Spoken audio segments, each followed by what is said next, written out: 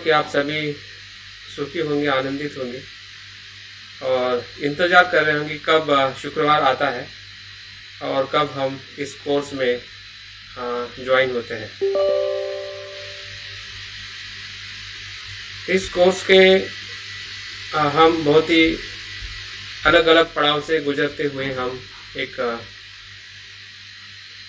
बड़े पड़ाव पे, या हम कह सकते हैं कि पड़ाव के मध्य में आ चुके हैं,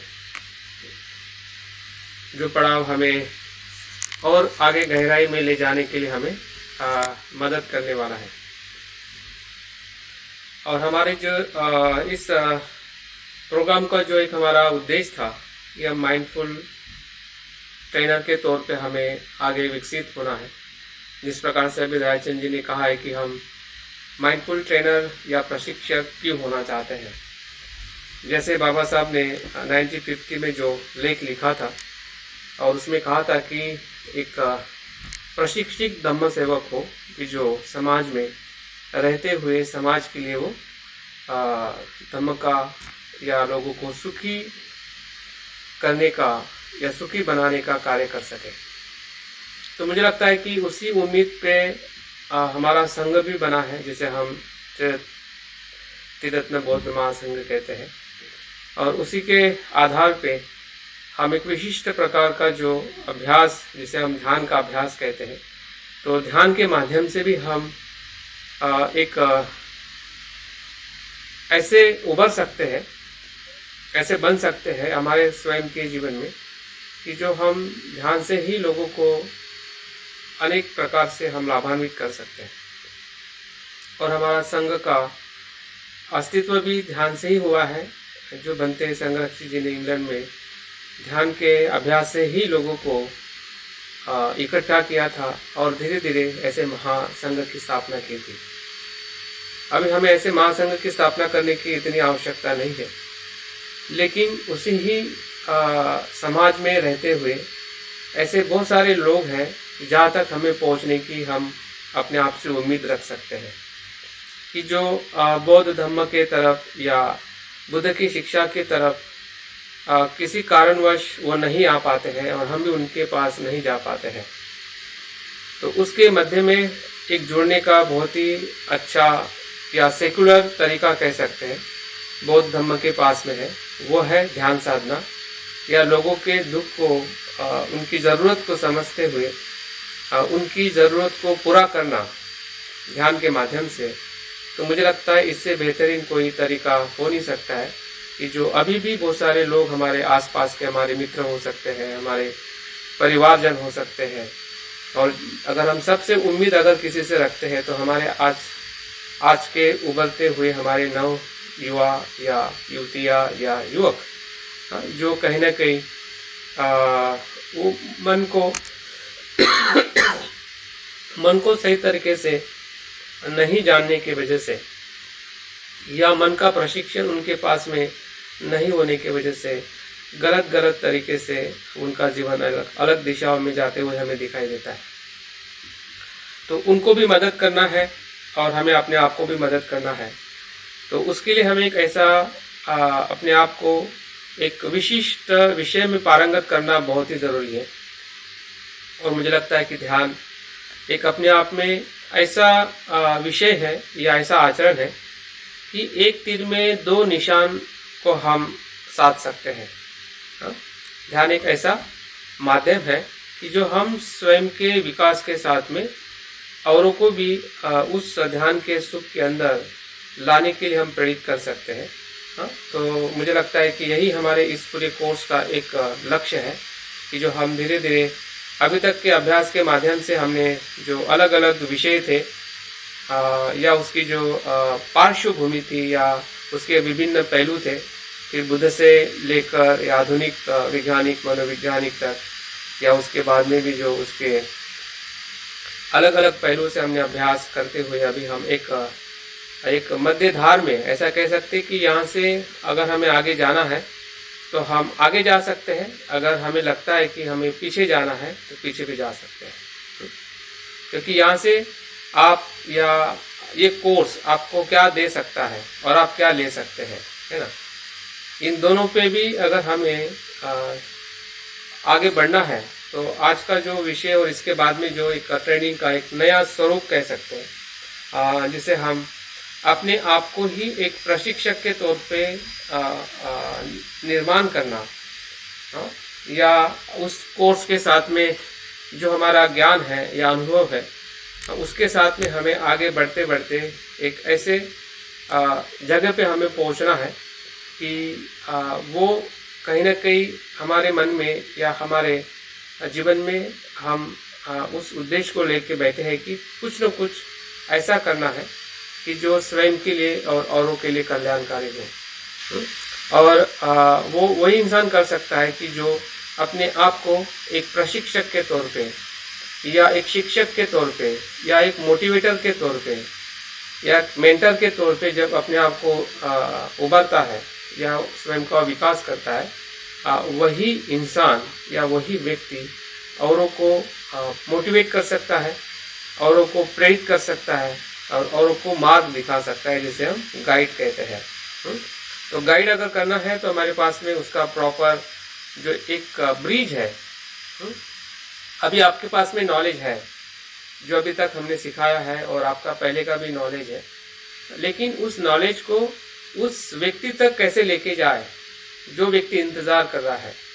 अगर उस ब्रिज अगर हम प्रॉपरली नहीं बनाते हैं या वो बनाने का अगर हम प्रशिक्षण अपने आप को नहीं देते हैं, जैसे कि उसके साथ में जोड़ने का जो ब्रिज जो है वो एक प्रकार का कोर्स का निर्माण करना है।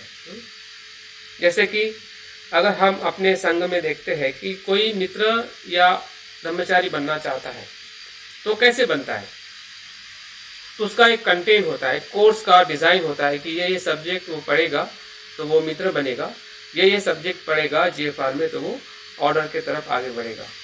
तो ऐसा ही कुछ, या अगर हम किसी स्कूल यूनिवर्सिटी में जब एडमिशन लेते हैं तो उसमें जो कोर्स का कंटेंट होता है वो एक प्रकार का विद्यार्थी और शिक्षक के बीच में ब्रिज होता है। आप सोचिए कि अगर उसके बीच में अगर ब्रिज ना हो, कोर्स का कंटेंट ही ना हो, तो क्या शिक्षक और विद्यार्थी एक दूसरे के साथ में जुड़ सकता है? क्या नहीं जुड़ सकता। तो अपने आप को आप समझिए कि आप प्रशिक्षक हो या एक टीचर हो या गाइड हो, और आपको और किसी के साथ में जुड़ना है कि जो इंतज़ार कर रहा है कि वो अपने दुख में है, समस्या में है, या कुछ उसको चाहिए उसके जीवन में, वो किसी न किसी व्यक्ति का, परिस्थिति का इंतज़ार कर रहा है।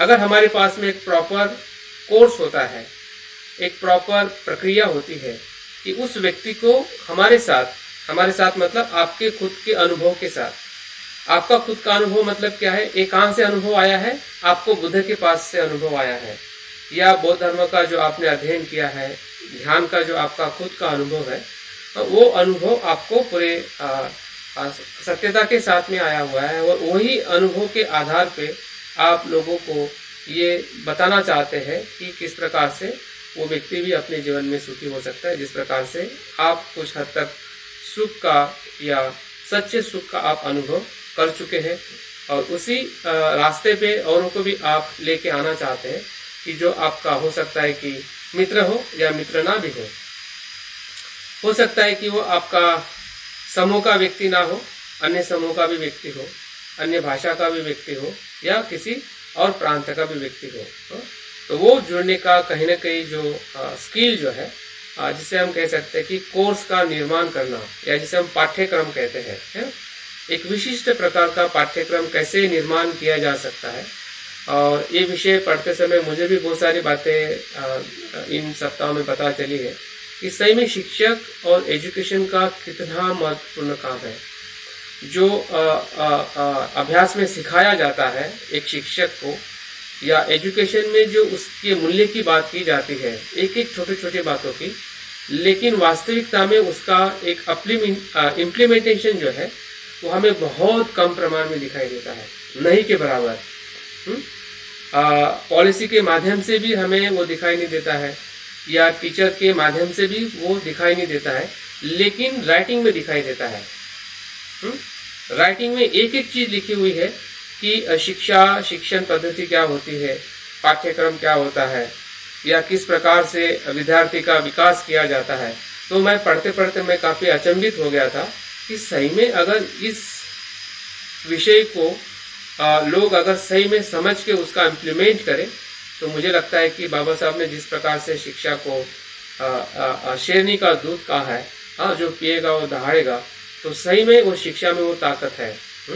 लेकिन वो शिक्षा अगर उस प्रकार से अगर दी नहीं जाती है, सिर्फ शब्दों में लिखी जाती है, हाँ, तो मुझे लगता है कि कहीं ना कहीं वो चीज़ें हमारे सिस्टम में या हमारे आसपास जिस शिक्षा में हम शिक्षा से आगे आए हुए हैं और उसी शिक्षा को कहीं ना कहीं हमें वेरीफाइड कर रहे हैं, मूल्यांकन कर रहे हैं, तो क्या हम अपनी शिक्षा के पद्धति को कम से कम इस एक कोर्स के माध्यम से भी अगर हम थोड़ा एक बदल सके, बदलने का मतलब है कुछ उन बच्चों को, उन लोगों को सिखा सके, तो मुझे लगता है कि शिक्षा का कुछ न कुछ जो अर्थ है या उद्देश्य है, हम अपने इस कोर्स के माध्यम से भी सफल कर सकते हैं।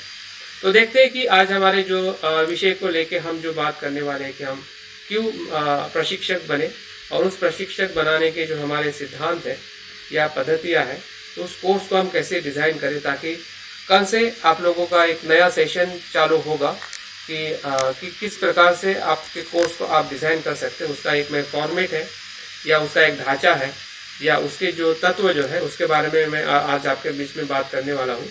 और उसके बाद आपके कुछ प्रश्न है या कुछ आपको लग रहा है कि ये कैसे किया जा सकता है, कैसे हम कर सकते हैं या नहीं कर सकते, तो ये आपके लिए भी चैलेंज है और मेरे लिए भी चैलेंज है कि आप किस प्रकार से उसको लेकर आगे बढ़ना चाहते हैं। लेकिन अगर मैं कर सकता हूँ तो आप भी कर सकते हैं, और यही इस ट्रेनिंग का उद्देश्य है। अगर मुझे ऐसा लगता है कि आप नहीं कर सकते तो शायद एक कोर्स का डिज़ाइन ही नहीं किया जाता और ये सिखाया भी नहीं जाता कि किस प्रकार से हम प्रशिक्षक बने।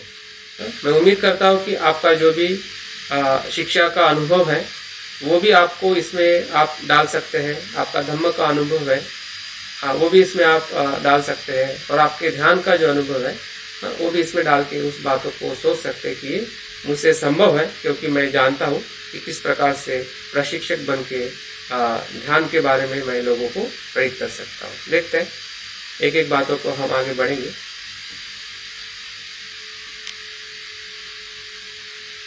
मेरी आवाज क्लियर आ रही है ना सभी को? ओके जी सर, थैंक यू। हाँ सर। तो इस आज जो हम सीखने वाले, जिसे हम लर्निंग पर्पस कहते हैं, कि आज के शिक्षा का या जो हम पढ़ने वाले हैं उसका एक दो उद्देश्य हमारे ध्यान में रखना है। कि पहला उद्देश्य है कि मैं माइंडफुलनेस ट्रेनर बनना चाहता हूँ, क्यों? पहला एक हमारा मुद्दा है और इसका अनुभव करना है। इसका अनुभव करना है कि मैं प्रशिक्षक या माइंडफुलनेस प्रशिक्षक क्यों बनना चाहता हूँ। तो इस उद्देश्य को ध्यान में रखते हुए अगर हम इस आज के सब्जेक्ट को देखेंगे तो निश्चित है आपकी जो एक इस कोर्स आज के विषय के साथ जो आपकी बने रहने की जो उम्मीद है, एक प्रकार का एक मोटिवेशन है कि हम ये क्यों पढ़ना चाहते हैं, ये विषय आप क्यों सुनना चाहते हैं, या मैं आपको क्यों सुनाना चाहता हूँ कि ये विषय से आपको क्या मिलने वाला है, आप क्या सीखने वाले हैं। दूसरा जो उद्देश्य है इस आज के विषय का वो है कि जो माइंडफुलनेस ध्यान है, जैसे हम आनापानसति कहते हैं, सजगता ध्यान कहते हैं या मैत्री भावना कहते हैं, सभी ये माइंडफुलनेस मेडिटेशन है। तो इस मेडिटेशन के आधार पे हम बेसिक कोर्स का कैसे निर्माण करें। जैसे कि मैंने शुरुआत में ही कहा है कि जब तक हम कोर्स डिज़ाइन नहीं करेंगे, हमारी क्षमता और सामने वाले की क्षमता के आधार पर, जिसके बीच में हम जाना चाहते हैं वो किस प्रकार के लोग हैं, उनकी क्षमता भी हमें जाननी पड़ेगी और हमारी स्वयं की क्षमता भी हमें जाननी पड़ेगी कि मेरे पास में कितनी क्षमता है कि मैं किन ध्यान के माध्यम से किस प्रकार से मैं उनके बीच में जा सकता हूँ। तो हमारा बेसिक कोर्स का कम से कम 1 घंटे का कोर्स अगर आपको डिज़ाइन करना है, तो वो कैसे किया जाएगा, क्या क्या उसमें होगा, क्या क्या बातें आप बहुत सारी बातें आपको पहले से ही पता है, लेकिन उसको एक प्रॉपर ढंग से या एक प्रॉपर फॉर्मेट से कहीं ना कहीं हमें नहीं पता है। क्योंकि वो हमारा विषय नहीं होने की वजह से हमें पूरा उसका फॉर्मेट पता नहीं होता है। लेकिन जो भी शिक्षाएं हमारे समाज में आई हैं वो हमारे इर्द गिर्द प्रक्रिया से ही आई है। शिक्षा का या किसी भी विषय का उद्भव होना वो कोई ऊपर से नहीं होता है, वो कहीं ना कहीं प्रकृति से ही होता है, लोगों के आसपास के अनुभव से और कुछ गलतियों से, कुछ ज्ञान से या किसी के अज्ञान के कारण ही चीज़ें बनती रहती है और नए नए विषय, नए नए कोर्स की डिज़ाइन होती है कि जो कहीं ना कहीं उस क्षेत्र में उन लोगों को उस विषय के माध्यम से एक प्रॉपर तरीके से जीवन का एक बोध हो सके या उसके जीवन में एक विकास की प्रक्रिया की शुरुआत हो सके। तो ये इस दो उद्देश्य को लेके आज हम इस विषय को समझने वाले हैं। देखते हैं आगे आगे चीज़ों को हम समझने वाले हैं। तो सबसे पहले हमें ये समझना है कि व्हाट इज माइंडफुल लीडरशिप। अभी इंग्लिश का शब्द समझ के ज़्यादा कंफ्यूज मत बनिए, सहजता से देखिए कि शब्द बहुत ही सामान्य है, क्योंकि हमने हजारों बार माइंडफुलनेस शब्द इस्तेमाल किया है। तो माइंडफुलनेस शब्द भी हमारे लिए बड़ा कठिन नहीं है। और लीडरशिप मतलब ये भी शब्द हमारे लिए सामान्य शब्द है, जिसको लीडर कहते हैं उसी को लीडरशिप कहते हैं, है ना। और लीडर शब्द तो हमारे भारत में, हमारे आसपास में हर जगह पे हर समय में इस्तेमाल किया जाता है। तो जैसे कि लीडर की लीडरशिप होती है, एक हमारे कस्बे में हो या पॉलिटिकल हो या किसी भी जगह पे, तो हम उसी लीडरशिप को एक माइंडफुलनेस शब्द के साथ में जोड़ के हम देख रहे हैं कि लीडरशिप का जो एक अस्तित्व जो है पूरे समाज में या पूरे विश्व में बहुत महत्वपूर्ण है। बाबा साहब कहते हैं कि जो अच्छे लीडर होते हैं वो समाज को डायरेक्शन देते हैं। जैसे कि बाबा साहब हमारे एक ऐसे लीडर थे, ऐसे नेता थे कि वो पूरे समाज को उसको बदलने की उनके पास ताकत थी और उन्होंने बदल दिया। उसके पहले के भी लीडर देखते हैं, उसके बाद के भी लीडर देखते हैं, तो वो भी अपने आप को लीडर कहते हैं, लेकिन उसमें वो ताकत नहीं होती है कि वो समाज में इतना परिवर्तन ला सके। तो जो परिवर्तन लाते हैं और परिवर्तन नहीं लाते हैं, तो दो प्रकार के लीडर हो गए। तो यहाँ पे हम जो समाज में एक परिवर्तन ला सकते हैं तो उसको माइंडफुल या वाइज लीडर या परफेक्ट लीडरशिप हम कह सकते हैं। तो इस शब्द के आधार पे भी अगर हम लीडरशिप के साथ अगर माइंडफुलनेस लगाते तो उसका अर्थ कैसे बदल जाता है। माइंडफुलनेस का अर्थ हमने देखा था कि वो ऐसी जागरूकता है कि वो हर क्षण में वो सजग रहती है और वो मानव की एक सहज क्षमता है। माइंडफुलनेस को फिर से याद करिए कि माइंडफुलनेस का मतलब यह है कि वो पूरी तरह से सजग होती है। अगर हम बाबा साहब का एग्जाम्पल ले तो बाबा साहब हर समय में पूरी तरह से सजग रहते थे और वो वर्तमान में हमेशा बने रहते थे और उसी के क्षमता के साथ में वो कार्य करते थे। उनको ना भविष्य का डर था, ना भूतकाल का अफसोस था, क्योंकि दोनों जो भूतकाल और जो भविष्य काल जो है वो हमेशा इंसान को क्या करता है, कमजोर करता है। और बाबा साहब हमें किसी भी परिस्थिति में, फिर उनका कितना अपमान हुआ हो या उनको डराया गया हो या उनको खाना नहीं मिला हो या उनको सम्मान नहीं मिला हो, ऐसे कितने सारे हर दिन के अगर हम उनके जीवन में घटनाएं देखें तो शायद इतनी सारी घटनाएं एक इंसान के जीवन में आ सकती है तो मैं तो अपने जीवन में नहीं देख पा रहा हूँ। लेकिन बाबा साहब के जीवन में अगर हम घटना का क्रम देखें तो वो अनेकों ऐसी घटना रोज की उनके साथ में बनती होगी कि जो उनको अफसोस भी होता होगा, भय भी लगता होगा, लेकिन उनके जीवन में उसका जो परिणाम जो है वो सिर्फ क्षण का रहता होगा, आके चला जाता होगा और फिर से बाबा साहब वर्तमान में आके अपने पूरे शक्ति से काम करते होंगे। तभी तो इतने बड़े बड़े काम, इतनी बड़ी बड़ी डिग्रियां या इतना अध्ययन, इतनी क्षमता के साथ अपनी बात को रखना ये कोई सामान्य व्यक्ति का काम नहीं हो सकता है। उनका जो माइंडफुलनेस, क्योंकि उसके विषय पे भी मैं एक टॉक देने वाला हूँ कि बाबा साहब के जीवन में माइंडफुलनेस क्या है। मैं सिर्फ अभी बाबा साहब के एग्जाम्पल के तौर पे मैं देख रहा हूँ कि माइंडफुलनेस क्या होता है कि वो हमेशा वर्तमान के परिस्थिति में सजग रह के अपने कार्य को करता है और वो एक मानव की अपनी सहज क्षमता है। वो किसी के पास से लेने की वो बात नहीं है, किसी के पास से सीखने की भी बात नहीं है।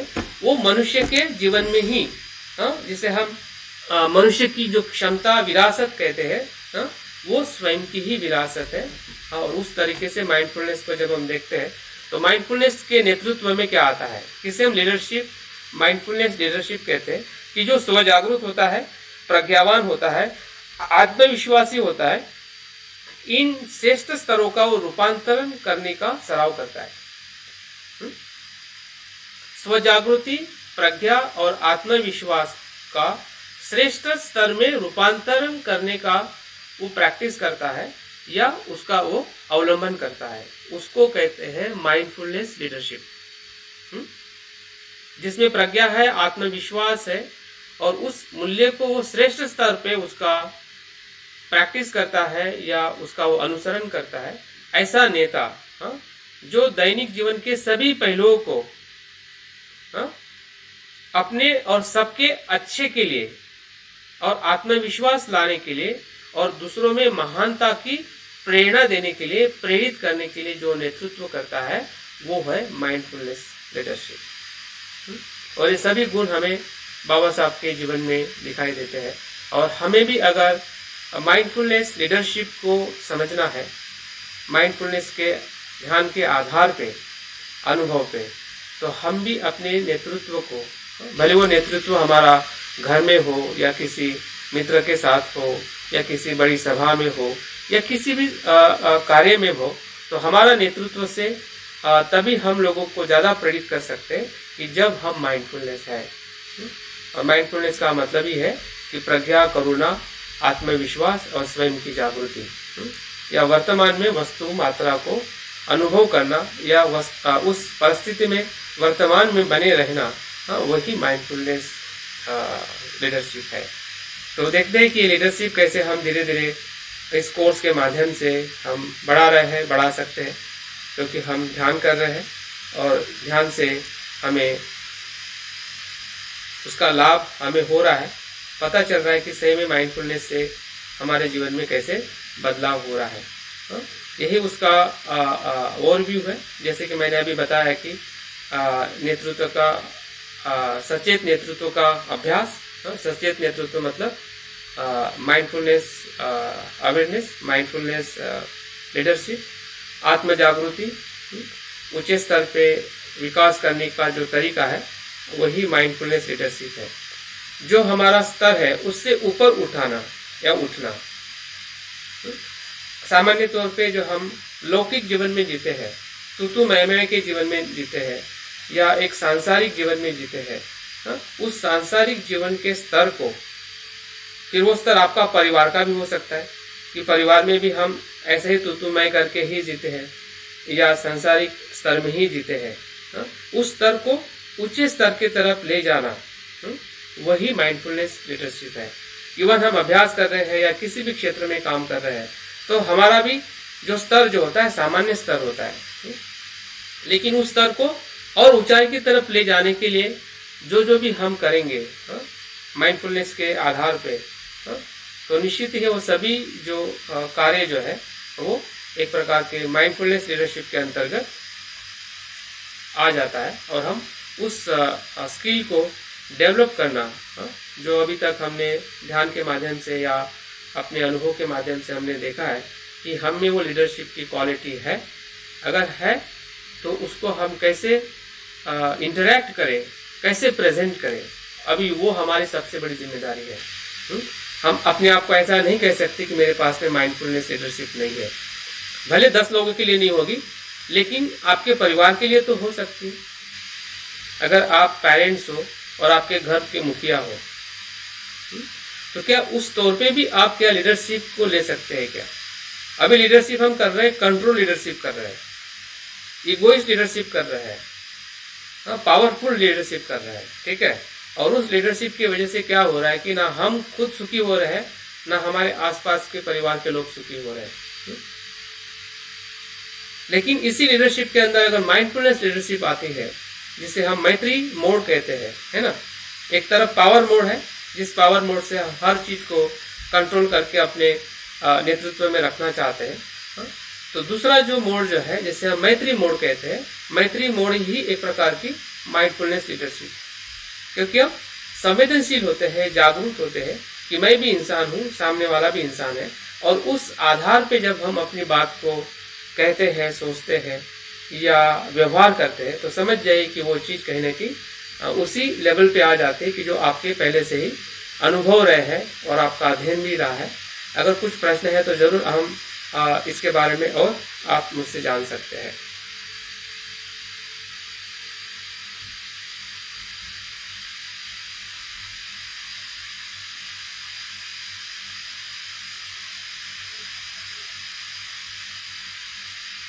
अगर माइंडफुलनेस लीडरशिप की ट्रेनिंग को पूरी तरह से अपने आप को ट्रेन करते हैं तो क्या रिजल्ट, क्या मिलेगा, हमें क्या होगा, उसके इफेक्ट्स क्या होंगे। हाँ, तो ये सभी इफेक्ट्स हैं, सभी उसके रिजल्ट्स हैं। हम इसको बेनिफिट भी कह सकते हैं, अपने लिए भी और औरों के लिए भी। कि हमारा जो इमोशनल लेवल है, इंटेलिजेंसी है, वो डेवलप होती है ना। हम अपने आप को और औरों को बहुत इंस्पायर कर सकते हैं। हम अच्छे डिसीजन मेकर बन सकते हैं। हमारा अगर कोई बिजनेस है तो बिजनेस को भी हम अच्छी तरह से हैंडल कर सकते हैं। नई नई खोजें हैं, क्योंकि जो सृजकता जो है, आज जो आप सोच रहे हैं कल एक नए तरीके से सोचोगे। अगर आप माइंडफुल है तभी आप कल एक नए तरीके से सोचोगे उसी बात को करने के लिए, नहीं तो फिर वही हमारा घसा पीटा तरीका रहता है। हाँ, तो माइंडफुलनेस हमें क्या करता है, सृजक बनाता है। एक आपकी जो सोचने की जो आपका तरीका है या डिसीजन लेने का तरीका है, वो पूरी तरह से चेंज कराता है। आप में जो ईगो है, वो ईगो को ट्रांसफॉर्म करता है। अगर हम माइंडफुलनेस टीचिंग के साथ या ट्रेनिंग के साथ अगर हम आगे बढ़ते हैं और दूसरे के साथ हमारे जो व्यवहार है, सच्चाई के व्यवहार होते हैं, तनाव कम होता है, हमारी जो हमारे रिश्ते अच्छे होते हैं और हम अधिक सकारात्मक होते हैं। तो ऐसे तो कुछ ही बेनिफिट्स या हमारे इम्प्रूवमेंट हमने यहाँ पे मैंने लिखे हैं कि जो हमें इस प्रशिक्षक होने से, जैसा कि हम साधक होते हैं या किसी के फॉलोअर होते हैं, तो हमें कुछ न कुछ उसका परिणाम मिलता है। लेकिन फॉलोअर बनने के साथ उतना ही बना रहे, वो इतना लाभान्वित नहीं होता है। लेकिन आप किसी बुद्ध के आप साधक बनते हैं और साधक होने के साथ आप प्रशिक्षक बनते हैं।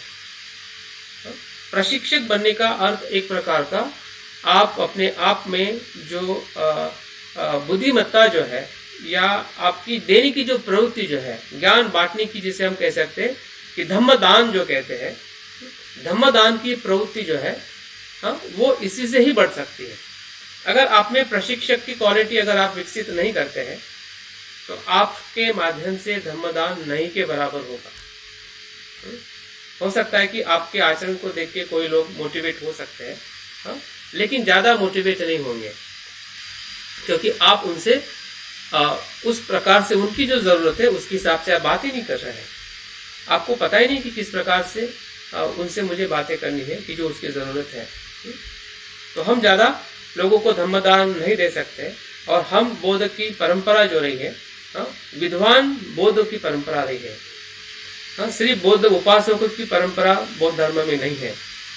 जितना भी हमें बौद्ध धर्म में विकास होते हुए दिखाई देता है, बुद्ध के बाद जितने भी महान आचार्य आप अपने विषयों में पारंगत रह के अपनी बातों को अलग अलग तरीके से रखते हुए बुद्ध की शिक्षाओं को अलग अलग प्रकार से जो उन्होंने प्रस्तुत किया है, वो इसी का ही परिणाम है कि जो आज हम अपने आप में भी उस क्षमता को हम विकसित कर सकते हैं कि हमारी जो क्वालिटी जो है वो सिर्फ धम्म सुन के साधक होने की नहीं है, बल्कि साधक होने के साथ साथ हमें प्रशिक्षक होने की भी ज़रूरत है।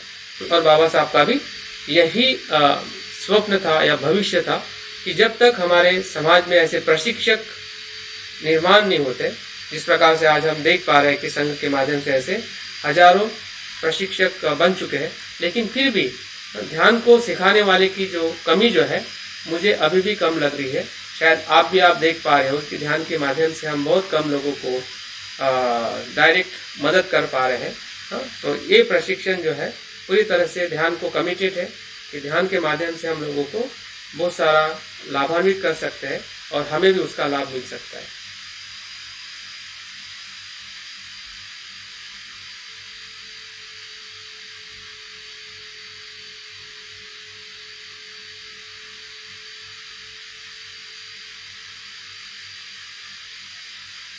अगर आपको ट्रेनर बनना है, प्रशिक्षक बनना है, तो किस बात की हमें आवश्यकता होगी? क्या बातें हमने विकसित करनी चाहिए? ये 6 से 7 बातें हैं। इन बातों को, इसमें से बहुत सारी बातें हमारे जीवन का एक हिस्सा भी होगा, लेकिन फिर भी मैं आपको रिमाइंडर देना चाहता हूँ कि इन चीज़ों का विकास करना एक अच्छे प्रशिक्षक में अति आवश्यक है। कम ज़्यादा प्रमाण में हमारे में हो सकता है, लेकिन उसका और ज़्यादा प्रमाण में उसका विकास हो, इसके बारे में हम अधिकाधिक प्रयास कर सकते हैं। व्यक्तिगत तौर पे आपके ग्रुप में या मेरे साथ में आप लोग कुछ बातों को शेयर करते हुए धीरे धीरे जरूर हम इस सभी बातों को अपने जीवन का एक हिस्सा बना सकते हैं। पहली बात जो है, लीडिंग बाय एग्जाम्पल। अगर आप ध्यान के बारे में बता रहे हैं तो आपने खुद ध्यान करना चाहिए। आपको एक रोल मॉडल बनना पड़ेगा, या रोल मॉडल बन के ही हम लोगों को मेडिटेशन सिखा सकते हैं। तो ये सबसे पहली क्राइटेरिया है या पहला डेवलपमेंट है कि हमने अपने आप में एक उदाहरण बनना है जो चीज़ें हम लोगों को सिखाना चाहते हैं। और मुझे लगता है कि आप में से हम सभी लोग उस लेवल पे कहीं ना कहीं आकर अपने काम को अंजाम देंगे या हम अपने कार्य को आगे बढ़ाएंगे, ऐसा हम सभी अपने आप से उम्मीद रख सकते हैं। दूसरी बात जो है कि माइंडफुलनेस मेडिटेशन का या ध्यान के सराव को हमने नियमित करना चाहिए। अगर हम नियमित कर रहे हैं तो अपने आप पे आप जरूर विश्वास रख सकते हैं कि आप उस कैटेगरी में आ सकते हैं कि आप प्रशिक्षक बन सकते हैं।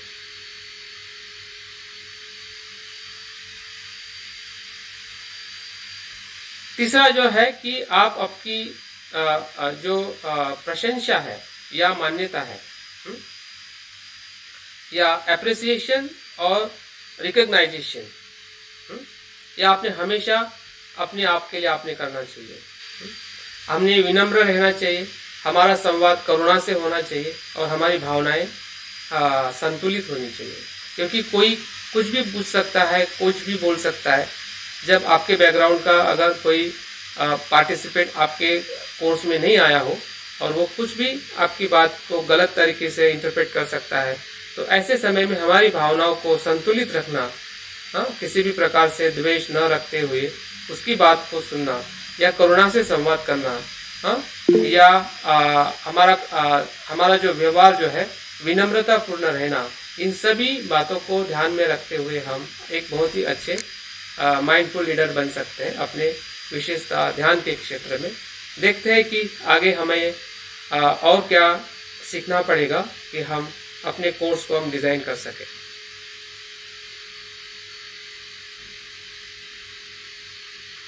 ये हमारी 4 सेकंड वाला पॉइंट था सर पीछे वाली स्लाइड में। हाँ, डिस्कनेक्ट रेगुलरली सर, वो समझ नहीं आया। कौन सा? डिस्कनेक्ट रेगुलरली लास्ट स्लाइड में सर। डिस्कनेक्ट ये नियमित रूप से डिस्कनेक्ट करें सर। हाँ, ये तो मुझे भी समझ में नहीं आया। जो समझ में नहीं आया बाजू में रखो। तो ये 4 प्रकार की हमारी फंडामेंटल स्किल्स है कि जिस पे हम फोकस करते हुए माइंडफुलनेस लीडरशिप को हम आगे बढ़ा सकते हैं। पहला तो हमारा फोकस होना चाहिए कि हम क्या करना चाहते हैं, हमारी क्लैरिटी होनी चाहिए कैसे करें, उसमें कुछ ना कुछ हमारी क्रिएटिविटी होनी चाहिए और हमारी कंपैशन होनी चाहिए। तो इन 4 बातों को ध्यान में रखते हुए अगर हम किसी भी कोर्स को अगर हम डिज़ाइन करते हैं, या जिसे हम पाठ्यक्रम कह सकते हैं या एक कंटेंट कह सकते हैं, जिस कंटेंट के बेस पे हम लोगों को अपनी बात को उनके साथ में रख सकें।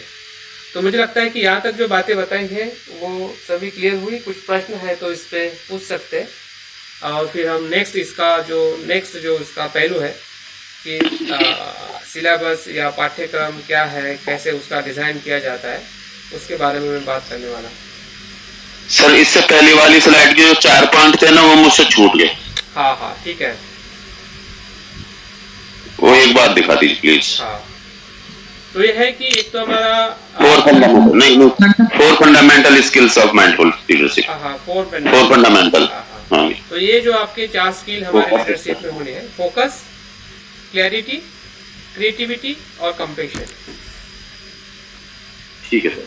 हाँ, फोकस मीन्स एकाग्रता, क्लैरिटी में स्पष्टता, क्रिएटिविटी मतलब रचनात्मकता, और कंपेशन मीन्स करुणा। जी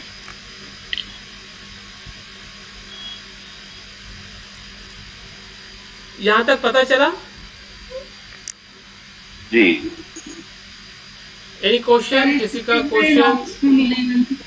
यस रविता। नोट्स भी मिलेंगे ना सर इसके? नोट्स तो यही मिलेंगे जो आपको पीपीटी दिखाई दी जा रही है, ये शेयर हो जाएगी कल। लेकिन जो बात मैंने बताई है उसमें अगर किसी को डाउट है या कुछ ज़्यादा जानना चाहता है या कुछ अस्पष्टता है तो बात कर सकते हैं।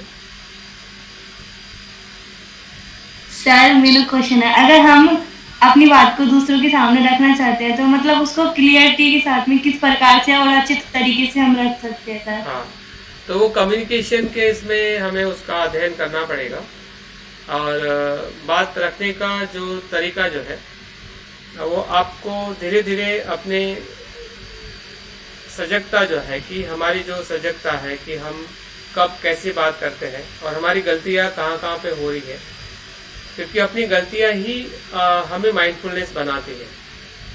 जैसे कि बच्चा चलता है गिरता है, चलता है गिरता है और सजग हो जाता है। अभी आप बोलोगे कि उसकी सजगता उसको कौन सिखाता है? कोई नहीं सिखाता है। गर्म पानी में हाथ डालता है, ठंडे पानी में हाथ डालता है तो उसको पता चलता है कि ज़्यादा गर्म है तो उसमें हाथ नहीं डालेगा, वो सजग हो जाता है। ठंडे पानी अगर ज़्यादा ठंडा है तो उसको अगर ज़्यादा सेंसेशन होगा और वो जागरूक हो जाता है कि ये बहुत ठंडा है। तो ऐसे ही हमारे कम्युनिकेशन में अगर हम बात कर रहे हैं और हमें पता चल रहा है कि इससे मेरी बात भी वो पूरी तरह से समझ नहीं पा रहे हैं और सामने वाला इंसान भी अगर उस बात को गलत तरीके से ले रहा है, तो कुछ न कुछ हमारी जो बात करने का जो तरीका है या हमारी जो अस्पष्टता जो है, हमारे थॉट्स की अस्पष्टता, क्योंकि बात कहाँ से निकलती है हमें पता होनी चाहिए। हमें लगता है बात मुंह से निकलती है, लेकिन मुंह से नहीं निकलती है। मुंह के पहले आपके थॉट्स और इमोशन के साथ में वो कनेक्ट होती है, तभी आप मुंह से बोलते हो।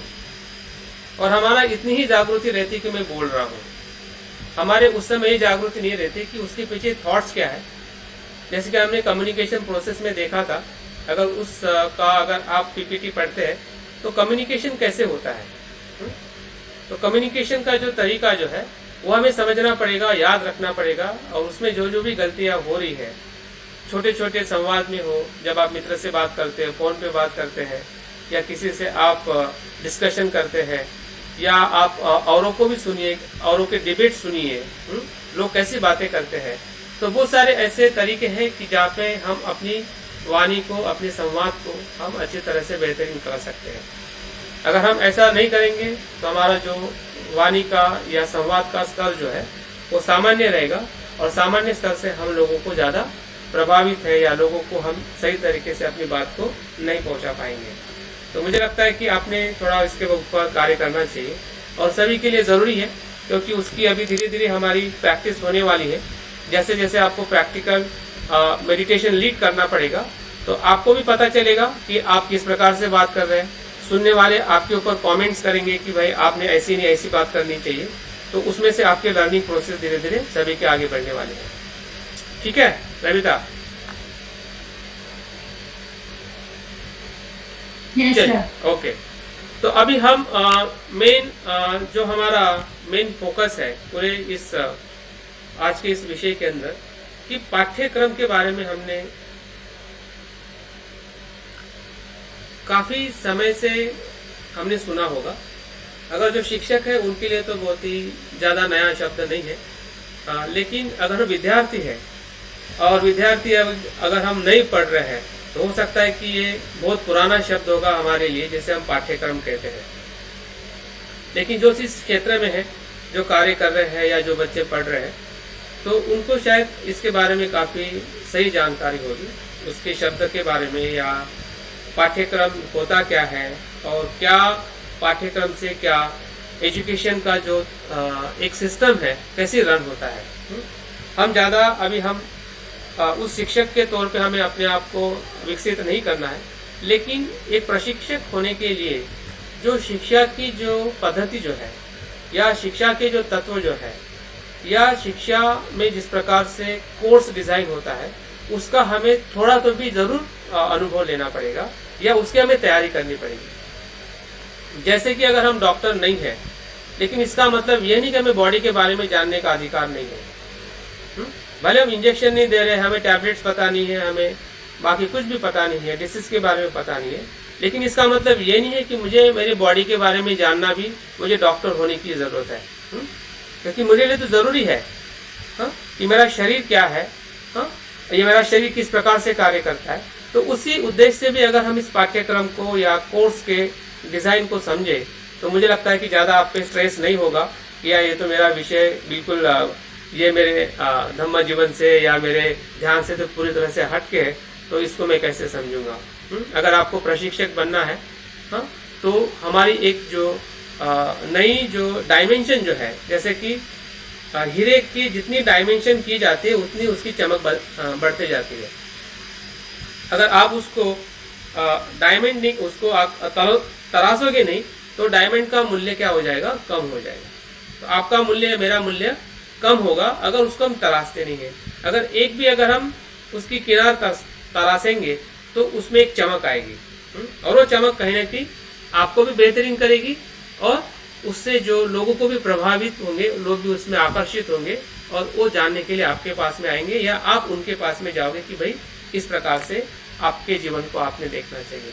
क्योंकि आजकल पूरे विश्व में जो अगर हम एजुकेशन की बात करें तो उसमें सॉफ्ट एजुकेशन जो है ना टॉप लेवल पे आ रहा है।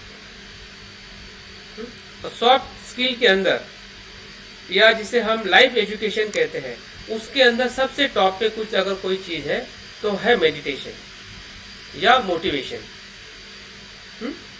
मोटिवेशन और मेडिटेशन, ये दो ऐसी स्किल है कि जो पूरे विश्व में एक अपनी जगह बना चुके हैं। फिर वो मोटिवेटर या मेडिटेटर वो किसी भी समाज से हो या किसी भी धर्म से हो, वो मैटर नहीं करता है। लोग उसको सुनने के लिए, लोग उसको जानने के लिए, उसके साथ में रहने के लिए या उसकी बात को फॉलो करने के लिए हमेशा लोग प्रभावित होते हैं या उससे वो बेनिफिट या उसका लाभ लेते रहते हैं। तो अगर हमें भी लोगों के लिए अगर खुला होना है तो कहीं ना कहीं हमें एक अच्छा प्रशिक्षक होने की, जो हमारे पास में पहले से ही ज्ञान है, जो बुद्ध से आया हुआ है, या हमारी एक ध्यान की जो हमारी खुद की एक अनुभूति है या सराव है, तो उस सराव के अंदर थोड़ा अगर हम एक चीज़ अगर बिल्डअप कर दें तो उसको कैसे, कोर्स को कैसे डिज़ाइन किया जाता है। इसमें बहुत बड़ी बात नहीं, अगर हम सिर्फ यहाँ पे सिर्फ एक परिभाषा के तौर पे उस शब्दों को देखने वाले हैं, लेकिन हमारा जो बाकी जो महत्वपूर्ण काम जो है कि प्रैक्टिकल कैसे हम कोर्स को डिज़ाइन करें। लेकिन उसके पहले अगर हमें पाठ्यक्रम ही पता नहीं चलेगा कि पाठ्यक्रम क्या होता है तो शायद हमें डिज़ाइन करने में भी दिक्कत आ सकती है। तो ये जो हिंदी शब्द है पाठ्यक्रम, इसको ही करिकुलम कहते हैं। ये शब्द जो है लैटिन भाषा का एक रूपांतरित स्वरूप है, उसका सीधा और सरल अर्थ होता है कि मैदान में दौड़ना या दौड़ का पथ, ऐसा कहते हैं। करिकुलम का अर्थ क्या होता है, दौड़ना। किसमें दौड़ना, एक मार्ग पे दौड़ना। मतलब एक आपका निश्चित रास्ता होता है, उसमें आपको दौड़ते रहना पड़ता है, या मतलब क्रियाशील रहना पड़ता है। और क्रियाशील रहने के लिए जो करिकुलम में या पाठ्यक्रम में जो अलग अलग पहलू जो है उसके अंदर सिखाया जाता है। इसमें अंदर खेलकूद होता है, उसके अंदर बहुत सारे गेम्स होते हैं, हाँ, या इन सभी बातों से उस विद्यार्थी का एक सर्वांगीण विकास करने के लिए पाठ्यक्रम की रचना की जाती है, जो हम उस पाठ्यक्रम को हमने खुद अपने जीवन में पहली क्लास से लेके जहाँ तक भी हमने पढ़ा है, जहाँ तक भी हमारी पढ़ाई हुई है, इसी पाठ्यक्रम के अंतर्गत हमारी पढ़ाई हुई है, जिसको हम शिक्षा कहते हैं। तो इस शिक्षा के दौड़ में व्यक्ति विकास, यही लक्ष्य पाठ्यक्रम का होता है। अभी जैसे जैसे हम कोर्स की तरफ जाएंगे तो हमें ये बात पता होनी चाहिए कि जो हम पाठ्यक्रम या एक सिलेबस हम बनाने वाले हैं, उसका एक लक्ष्य जो है, उसको प्रशिक्षित करना है। जिस विद्यार्थी को या जिस समूह को हमें टारगेट करना है, उसको प्रशिक्षित करना या उसको उस विषय के बारे में जानकारी देना, यही हमारे पाठ्यक्रम का एक उद्देश्य हो सकता है। अगर हम इस पाठ्यक्रम को समझते हुए अगर आगे जाते हैं तो देखते हैं इसकी अलग अलग पहलुएं जो है, जो मैंने ढूंढकर आपके बीच में रखे हुए हैं, उसकी परिभाषा के तौर पे या उसका जो अलग अलग अर्थ है, उन सभी बातों को थोड़ा थोड़ा हम देखेंगे, ताकि एक हमारे मन में उसके प्रति एक क्या कहते हैं, एक क्यूरियोसिटी हो, या एक हमारा मन खुल जाए कि पाठ्यक्रम में इतनी बड़ी ताकत होती है। जब मैंने इस भाषा को पढ़ा तो मैं भी हैरान हो गया, क्योंकि इसके पहले मुझे भी पता नहीं था कि पाठ्यक्रम इसे इतने मतलब गहराई में कहा जाता है। मैं भी पढ़ा हूँ, आप भी पढ़े हैं, लेकिन जब तक हम उसके समीप नहीं जाते हैं, या एक विद्यार्थी के तौर पे या एक उसको सीखने के इच्छा के तौर पे जब तक उस विषय को हम पढ़ते नहीं हैं, तब तक उसकी जो गहराई जो है, जिस गहराई से वो शब्द आया है, अभी पाठ्यक्रम सुनना पढ़ना हमें बहुत इजी लगता है, लेकिन उसका जो मेन तत्व जो है, उस तत्व के बारे में बहुत कम बातें होती है। सिर्फ उन लोगों को, 2-4 लोगों को पता होता है जो उसके बारे में अभ्यास करते हैं, सिखाते हैं, लेकिन उसके बाद में उसका पूरा स्वरूप ही बदल जाता है। उसका कुछ एहसास ही नहीं होता है पढ़ाने वाले को, सिखाने वाले को या सीखने वाले को, जो मुझे इस विषय को पढ़ते हुए मुझे लगा। शायद आपको वैसा लग सकता है। तो पहली जो परिभाषा आप सुनिए कि पाठ्यक्रम मतलब क्या होता है, आप भी हैरान हो जाओगे कि जो प्रोबेल नाम के जो शिक्षा शास्त्री जो थे, उन्होंने क्या कहा, पाठ्यक्रम को मानव जाति के संपूर्ण ज्ञान एवं अनुभव का सार समझना चाहिए। आप देखिए कि पूरा बुद्धिज्म इसमें आ गया।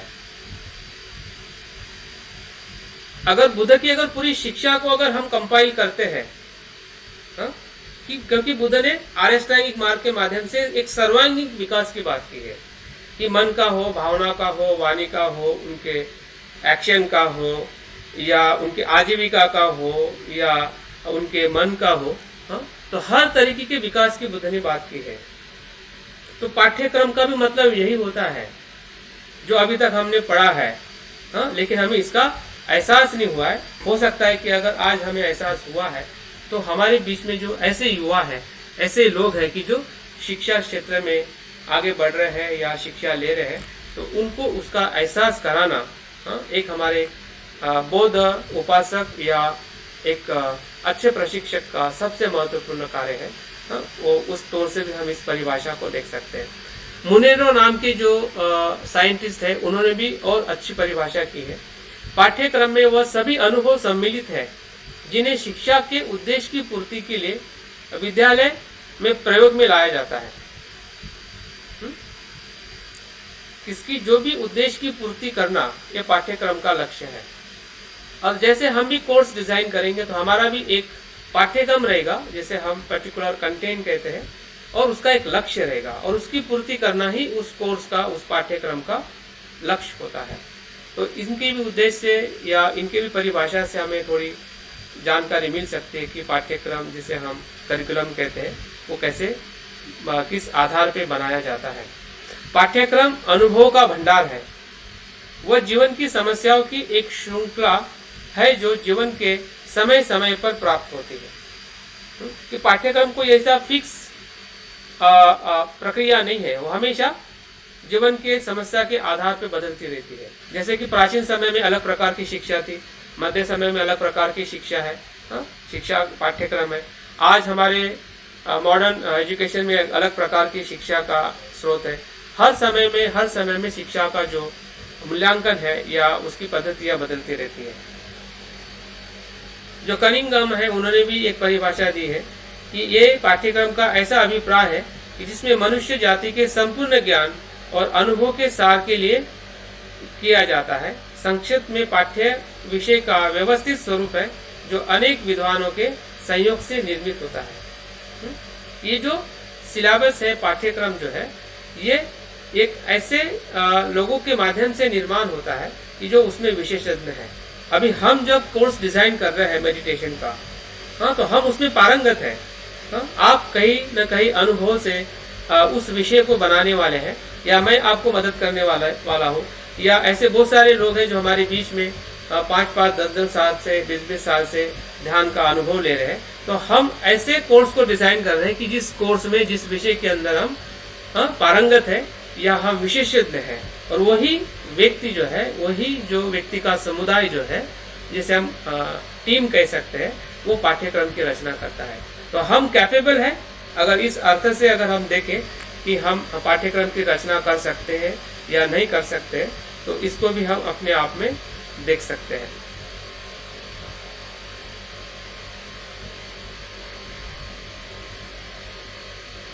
ये भी बहुत ही महत्वपूर्ण परिभाषा जो है, मुदालियर कमीशन जो 1952 में भारत में जो शिक्षाएं निर्माण हुई थी, तो उनकी परिभाषा मुझे बहुत ही अच्छी लगी है।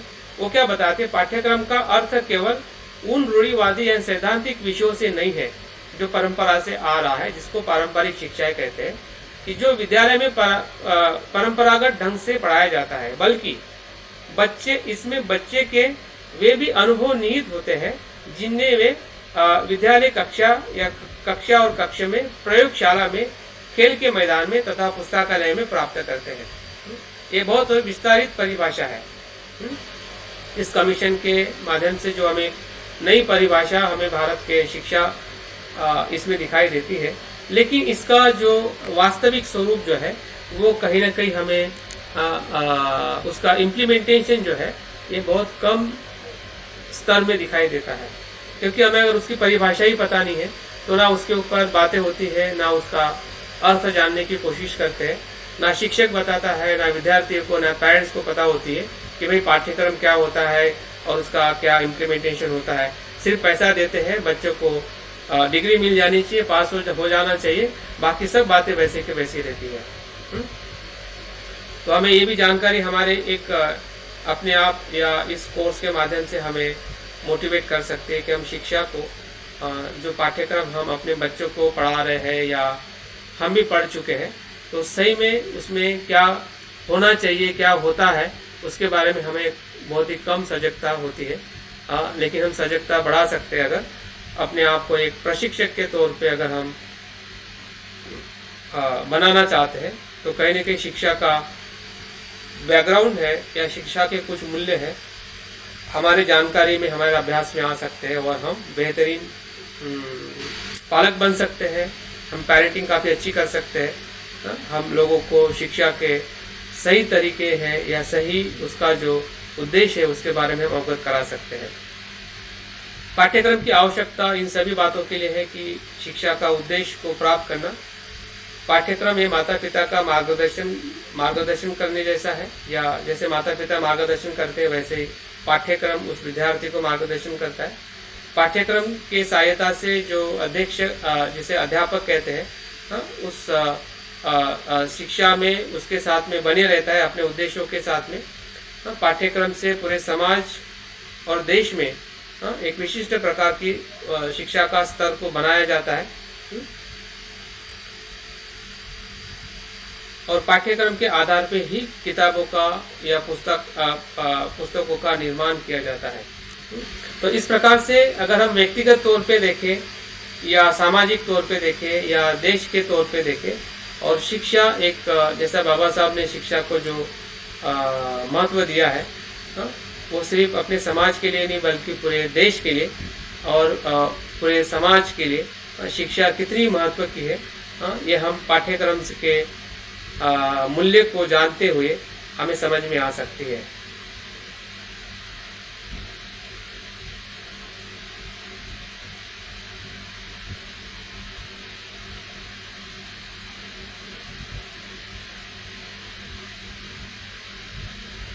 इनके हम संक्षिप्त में बात देखते हैं कि अगर हम पाठ्यक्रम निर्माण करना चाहते हैं तो उसके ये 5 प्रकार के मूल तत्व हैं कि जो हम अपने कोर्स में इसका इस्तेमाल करने वाले हैं। तो ध्यान से समझिए, समझ में नहीं आता है तो आप ज़रूर बाद में हम इसके बारे में चर्चा कर सकते हैं, लेकिन जैसे जैसे हम इसका प्रैक्टिकल करेंगे तो आपको सब बातें बहुत ही सरलता से समझ में आएगी, क्योंकि इसमें ऐसा कुछ भी कठिन नहीं है या ऐसी बहुत बड़ी बात नहीं है, क्योंकि हम अपने आप में ही शिक्षक हैं। सिर्फ हमें एक फॉर्मेट को, जो फॉर्मेट हमें एक शिक्षा पद्धति से मिला है उसका इस्तेमाल करना है। यहाँ पे बैठा हुआ हर एक इंसान शिक्षक है। हम शिक्षक भी हैं और क्या है, विद्यार्थी भी। जो विद्यार्थी होता है वो शिक्षक होता है, जो शिक्षक होता है वो विद्यार्थी होता है। अगर आप अपने आप को सिर्फ विद्यार्थी देखोगे तो ऐसा नहीं है, आप शिक्षक भी हो। तो दोनों तरीके से हमारा अस्तित्व है, और अगर उस दोनों को अगर हम उसका इस्तेमाल करना चाहते हैं तो शिक्षक होने के जो क्राइटेरिया है या शिक्षक होकर अगर हमें आगे बढ़ना है तो सबसे महत्वपूर्ण जो हमारे लिए कार्य है वो है पाठ्यक्रम को निर्माण करना हमारे विषय के आधार पर।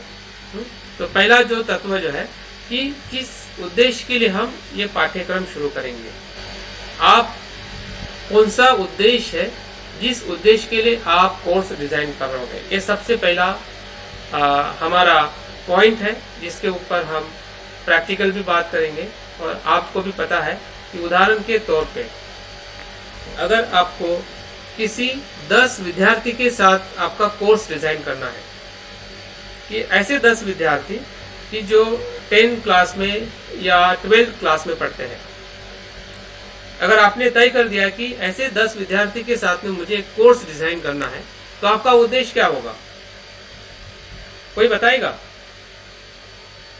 आपके पाठ्यक्रम का उद्देश्य क्या हो सकता है कि 10 से 12वीं क्लास के बच्चों के साथ अगर आपको कोई कोर्स डिज़ाइन करना है तो आपका कोर्स का उद्देश्य क्या हो सकता है? 1, 2 और 3 कोई भी बता सकता है, एक बता सकता है, ये बताइए कैसे थे?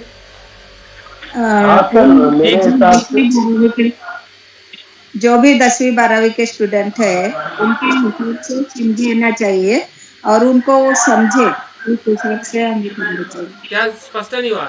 एक ही लाइन में बताइए जैसे तय। उन बच्चों को समझे ऐसा हम लोगों ने समझाना चाहिए। हाँ, लेकिन क्या समझाना चाहिए? आप तो बाहर की बात की। एक उद्देश्य बताइए कि ये उद्देश्य के लिए मैं कोर्स करूंगा, मैं करूंगी। उनको मेडिटेशन अच्छी तरह से समझे, बुद्ध तत्वज्ञान समझे। इस वजह से नहीं, हमें बुद्ध धम्म उनको सिखाना नहीं है, हम मेडिटेशन की सिर्फ बात कर रहे हैं। माइंडफुलनेस उनको समझे, ऐसे तरीके से हमने उन्हें समझाना है। माइंडफुलनेस का ध्यान बुद्ध तत्वज्ञान से। ठीक है। और कोई सर, अगर हाँ रविता बोलिए, आप बोलिए। अगर हम कुछ चीज मतलब तैयार कर रहे हैं प्लस मतलब 10th या 12th के लिए, हो सकता है कोई हाई एजुकेशन के लिए कुछ प्रोजेक्ट क्रिएट कर सकते हैं कि उसके बाद में हम लोग किस डिपार्टमेंट में या फिर किस सब्जेक्ट में किस तरीके से हम आगे का एजुकेशन कर सकते हैं, तो सर उस फील्ड में भी किया जा सकता है हाई एजुकेशन। नहीं, मैं जो पूछ रहा हूँ मुझे बोलिए सर। मैं क्योंकि वो 10th और 12th के स्टूडेंट हैं, इसलिए मैं चाहूंगा उनको टाइम मैनेजमेंट सिखाना। टाइम मैनेजमेंट सिखाना चाहूंगा। एकदम डायरेक्शन सही है। और कोई उनका सर कोर्स का लेवल ना एक 10th से एबव और 12th से बिलो होना चाहिए, उस रेंज में हो। 10th से एबव हो। अभी देखो आपके पास में नीड है कि वो बच्चे हैं, ठीक है। अभी आपको सोचना है कि उनकी जरूरत क्या हो सकती है, उस जरूरत के हिसाब से आपको उद्देश्य निश्चित करना है। तो कौन से उद्देश्य के लिए आप कोर्स डिजाइन करोगे? क्या उद्देश्य होगा कि जो आप उनको कुछ उनसे कनेक्ट होंगे या उसको आप दे पाओगे मेडिटेशन से? उसे गाइड करने की जरूरत है सर, गाइड करने की फर्दर डेवलपमेंट के लिए। आप एक शब्द में बताओ ना, ऐसा हुआ इधर उधर के शब्द Development. स्पेसिफिक। Only development. हाँ, डेवलपमेंट को आप व्यक्ति विकास कह सकते हैं, पर्सनालिटी डेवलपमेंट। वर्ड को आपको प्रॉपर इंडिविजुअल पर्सनल डेवलपमेंट। हाँ, शब्दों को आपको हाँ, बहुत पर्सनल डेवलपमेंट। हाँ, आपको स्पेसिफिक चयन करना पड़ेगा। याद रखिए, शब्द का बहुत हाँ। इम्पोर्टेंट मूल्य है। अगर आप स्पेसिफिक शब्द नहीं रखोगे तो आपका उद्देश्य आपको पता नहीं चलेगा और उनसे आप कनेक्ट नहीं हो पाओगे। या सही है अमरशील, आप जो बोल रहे हैं ना कि पर्सनल डेवलपमेंट का हाँ जी। आपका एक उद्देश्य हो सकता है। या। और कोई चलिए ठीक है। तो ये देखिए कि हेलो, जैसे कि हाँ हेलो। बोलिए। हाँ नीना ताई। हाँ सर, ये 10th और 12th के बच्चों के बारे में चल रहा है ना। हाँ हाँ हाँ, तो उनको पढ़ाई के बार बार मतलब पढ़ाई के साथ साथ उनको जो है कि जो स्ट्रेस से वो अभी इस जमाने में जा रहे हैं। राइट हाँ, सही, तो सही। उनका स्ट्रेस कम करने के लिए उनको ये जरूरत है, बिल्कुल, क्योंकि बिल्कुल, आजकल बिल्कुल। सिंगल चाइल्ड पे होते हैं घर में, बिल्कुल। और ज्यादा हम लोग फैमिलियर नहीं होते, फैमिलीज यूनिक फैमिलीज होती है। तो ये ज्यादा इम्पोर्टेंट है कि वो स्ट्रेस से कैसे बाहर आए, इसके लिए ये बिल्कुल जरूरी बिल्कुल। है। तो आपका अभी इतना कुछ आपने बताया, तो एक सेंटेंस में क्या बताओगे? सिर्फ एक सेंटेंस। मोटिवेट करना। 3 उसे शब्द का एक सेंटेंस मोटिवेट। चाहिए। उनको बोलने दीजिए। पर्सनल डेवलपमेंट के लिए मोटिवेट करना। उनको बोलने दीजिए जिसने अभी बात की। हाँ लीना जी। ताई, आप 3 शब्दों में एक सेंटेंस कैसे बनाओगे? बच्चों का मानसिक विकास करना है। चलो ठीक है, आप थोड़ा उल्टा बोल दिए। आपने जो बोलना चाहते थे कि स्ट्रेस भी तनाव मुक्त अभ्यास कैसे किया जाए। हाँ, यस, ओके। हाँ, मैं शब्दों में नहीं हाँ, बयान। कि तनाव मुक्त अभ्यास, हाँ, ध्यान के हाँ, माध्यम ठीक। से तनाव मुक्त अभ्यास करने के लिए ये आपका उद्देश्य हो सकता है। ठीक है। हाँ, यही उद्देश्य है, हाँ, क्योंकि क्योंकि बच्चे एग्जाम को लेके भी बिल्कुल, बहुत स्ट्रेस बिल्कुल, होते हैं, पैनिक बिल्कुल। हो जाते हैं यस, कोई भी। Yes, yes. और जो अच्छे बच्चे होते हैं वो भूल जाते हैं, कर नहीं पाते हैं, बस। तो उनको ये जरूरी है, आनापान भी देंगे तो वो कर लेते हैं। बिल्कुल। ऐसे अनुभव भी है। तो Thank you. आपका उद्देश्य जितना सटीक रहेगा, उनकी समस्या को समझते हुए। समस्या Yes. किनकी है? विद्यार्थी की। और आपको पता होना चाहिए कि 10 to 12 में क्या होता है। उनका स्ट्रेस होता है, लैकिंग ऑफ कॉन्फिडेंस होता है, उनका कंसंट्रेशन नहीं होता है, स्ट्रेस होता है, Fear होता ना? है। फियर होता Fear है। होता है। तो ये सब उनके इश्यूज है। हम्म, और उस इशू को ध्यान में रखते हुए आपके कम से कम 2 या 3 ऑब्जेक्ट्स होने चाहिए, हाँ, जो आपके उस कोर्स को बाउंड कर सके, वो कनेक्ट कर सके। एक तो आप तनाव मुक्त रख सकते हैं कि तनाव मुक्त अभ्यास करने के लिए ये आपका उद्देश्य है, या आप ऐसा रख सकते हैं कि स्मरण शक्ति बढ़ाने के लिए, है ना, Yes. अभ्यास में स्मरण शक्ति की जरूरत है। ठीक है। स्मरण शक्ति और एकाग्रता बढ़ाने के लिए और व्यक्ति विकास के लिए। ठीक है। पर्सनालिटी डेवलपमेंट के लिए। तो ये 3 ऑब्जेक्ट। हाँ, और हाँ, हाँ, कम से कम। और एक हाँ, उनके एज में अभी 10th और 12th में पीयर प्रेशर भी बहुत होता है, तो उससे बाहर आने का भी ये एक बड़ा रास्ता है। जैसे मेडिटेशन करेंगे वो, तो उससे ऑटोमेटिक बाहर आएंगे। नहीं तो क्या होता है, ग्रुप में रहते हैं बच्चे, तो नहीं, वो प्रेशर, अंडर प्रेशर वो लोग वो चीजें करते हैं, नहीं करना चाहते हैं, लेकिन वो सपोर्ट नहीं, मतलब डेयरिंग नहीं कर पाते कि मैं उनको ना बोलूं। ये प्रॉब्लम होता है आजकल। तो वो धीरे धीरे आप उसके अंदर वो उसके सप्लीमेंट उद्देश्य हो सकते हैं। लेकिन जब आप कोर्स डिजाइन करते हो तो आप 10 बातों को लिख नहीं सकते हैं। ठीक है। हाँ, yes, वो 2 या 3 बातों में आपके सब आप ऑब्जेक्ट अपने पास में लिख के रख सकते हैं कि इसके साथ में मुझे इसका भी बात करनी है। ठीक है। लेकिन जब आप कम्युनिकेट करते हो या डिजाइन करते हो आपके कोर्स को, तो उसमें कम से कम 2 या 3 आपके ऑब्जेक्ट बहुत ही क्लियर होने चाहिए कि जिसमें आपका एक कोर्स जो है डिजाइन करने के लिए आप अपने आप को कैपेबल कर सकते हैं। पहली बात। ठीक है। अभी दूसरी बात जो है सिलेबस, कंटेंट क्या होगा। अगर आपके पास 1 घंटे का कोर्स है और आपको लग रहा है कि उसका फियर कम हो या कंसंट्रेशन बढ़े, तो आपके पास में बेसिक मेडिटेशन है, आनापानसति और मैत्री भावना। ठीक है। तो उस कंटेंट के आधार पे आप ऐसे 2 टॉपिक ले सकते हैं कि कि आप 20 मिनट बात करोगे और 10 या 15 मिनट का मेडिटेशन लोगे। Yes. तो आपके पास में 2 टॉपिक हो सकते हैं और 2 प्रैक्टिकल हो सकते हैं, 1 घंटे के हिसाब से अगर हम बात करें तो। कि मतलब पहले टॉपिक में आप बता सकते हैं कि माइंडफुलनेस क्या है और उसके बेनिफिट क्या है, ठीक है, और आप 10 या 15 मिनट का मेडिटेशन ले सकते हैं। वैसे ही कॉन्फिडेंस बढ़ाने के लिए मैत्री भावना क्या है और उसके बेनिफिट्स क्या है, और उसका आप 15 या 20 मिनट का मेडिटेशन ले सकते हैं। Yes. तो हो गया आपका सिलेबस। सिलेबस का मतलब क्या है कि जो आप उनको देना चाहते हैं मिनिमम, जो आप उनको कम्युनिकेट करना चाहते हैं बेसिक तौर पे, ठीक है। अगर थोड़ा एडवांस जाएंगे तो बहुत सारी चीजें उसमें हम प्लस कर सकते हैं, ठीक है, जो उनके बारे में हम और ज़्यादा जानकारी दे सकते हैं, प्रैक्टिकल और ज़्यादा अलग अलग मेडिटेशन कर सकते हैं। लेकिन अगर हमारा क्लियर 1 घंटे का कोर्स है या 1 घंटे के कोर्स में अगर हम उनको क्या दे सकते हैं, तो वो कंटेंट को एग्जिस्ट करना या उसका टारगेट फिक्स करना, उसके कुछ बारे में जानकारी कलेक्ट करना, वही एक प्रकार का आपका सिलेबस है जिसे हम पाठ्य वस्तु कहते हैं, है ना। क्योंकि पाठ्यक्रम के अंतर्गत पाठ्य वस्तु सबसे इम्पोर्टेंट कनेक्शन है कि जो आपके विद्यार्थी और जो प्रशिक्षक है उसके साथ में वो जोड़ता है। पाठ्यक्रम में बहुत सारी बातें आती हैं कि आपका सिखाने का तरीका कैसे होगा, आप कैसे स्टूडेंट को इन्वॉल्व करोगे, कितना समय उनसे काम करोगे, कितना समय आप करोगे, कैसा उसका मूल्यांकन करोगे, हर चीज़ें पाठ्यक्रम में इन्वॉल्व होती है। लेकिन उस सब के अंदर जो सबसे इम्पोर्टेंट जो चीज़ है, एक तो आपका ऑब्जेक्टिव्स और दूसरा आपका कंटेंट जिसे हम सिलेबस कहते हैं। जो मैंने आपको सिलेबस भेजा है वो एक काइंड ऑफ द सिलेबस है। और हमारा पाठ्यक्रम क्या है कि उसमें हम अलग अलग प्रकार से एक्टिविटीज़ करते हैं, जैसे कि आपकी टीम बनाई, ग्रुप बनाया, असाइनमेंट्स लिख रहे हैं, आप डिस्कशन कर रहे हैं, आपका वैल्यूएशन हो रहा है, वो सब क्या एक पाठ्यक्रम का हिस्सा है।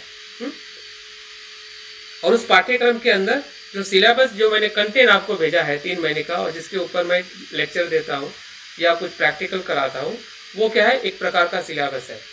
किसके साथ में? उस उद्देश्य के साथ में जो उद्देश्य हमने इस कोर्स में तय किए हैं कि आपको एक प्रशिक्षक के तौर पे अपने आप को विकसित करना है। तो ये पाठ्य वस्तु हो गया जिसे हम सिलेबस कहते हैं। दूसरा है शिक्षण विधि। शिक्षण विधि मतलब teaching of the method. Teaching method आपकी कैसी रहेगी? क्या आप इंटरैक्टिव रहेगी, क्या आप बात करोगे या बच्चों से भी आप बात करोगे, वो आपको खुद तय करना है। या कुछ आप स्टोरी के माध्यम से आप बताओगे, या कुछ वीडियोस बताओगे साथ में, या फिर आप पीपीटी करोगे। तो अलग अलग जो शिक्षण विधि जो है, मेथड्स, आप किस प्रकार से उस बात को आप कम्युनिकेट करना चाहोगे, या कुछ आप उनको कंटेंट भेजोगे, उसके बारे में नोट्स भेजोगे।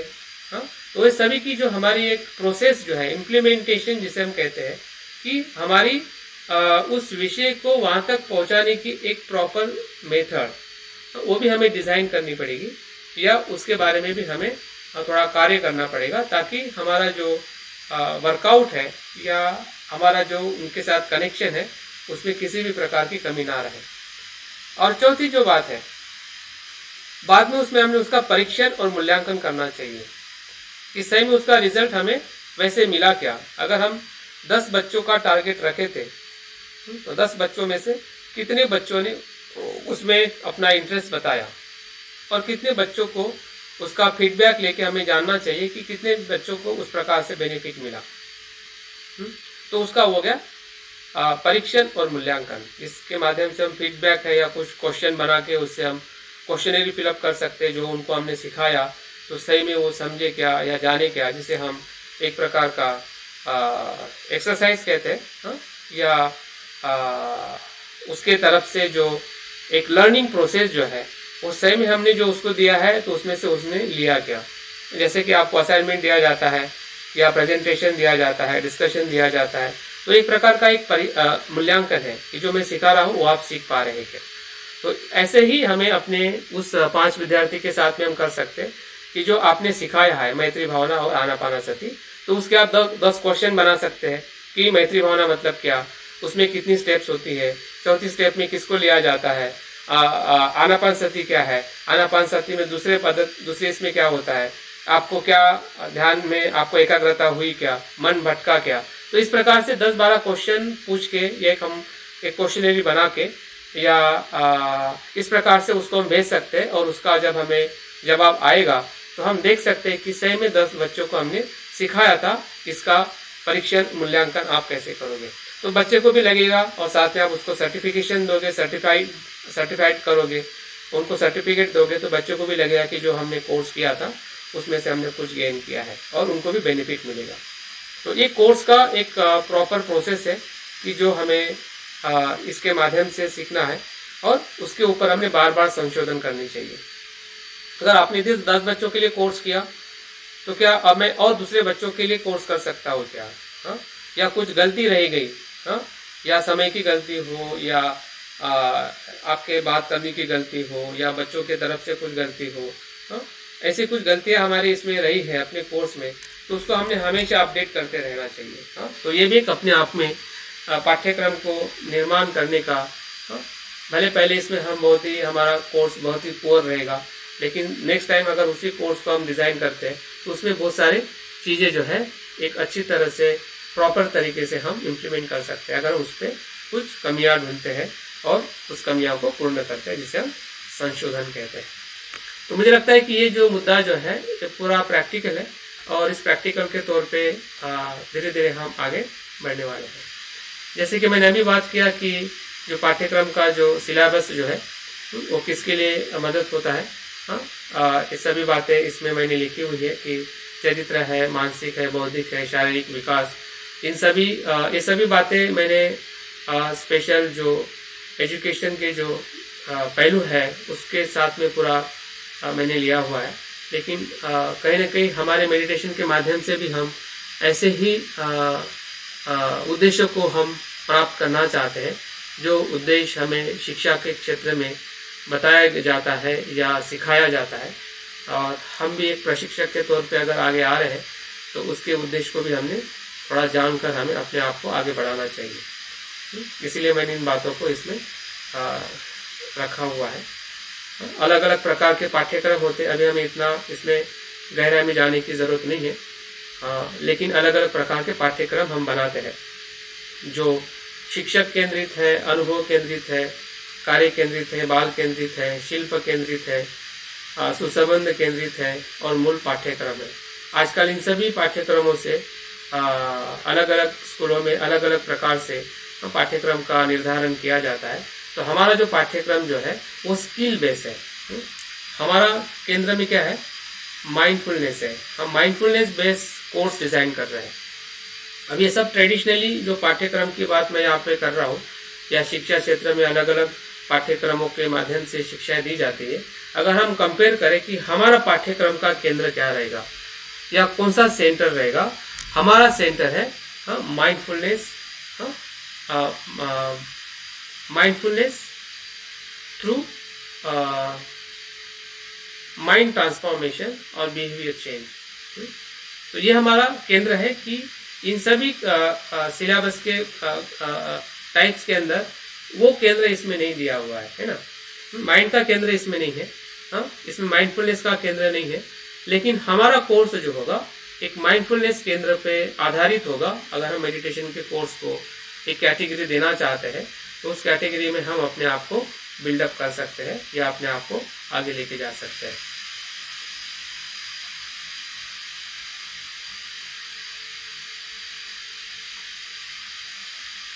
हाँ, ये बहुत ही महत्वपूर्ण बात है। आजकल लर्निंग को लेकर हमारे पास में इतना ज़्यादा उसका अनुभव नहीं है। जैसे कि हम सीखते हैं, मैं आपको सिखा रहा हूँ, आप सीख रहे हैं, इसको लर्निंग प्रोसेस कहते हैं। लेकिन जब मैं इस भाषा को, परिभाषा को पढ़ा और जाना, हाँ, तो सही में हम सीखते हैं क्या?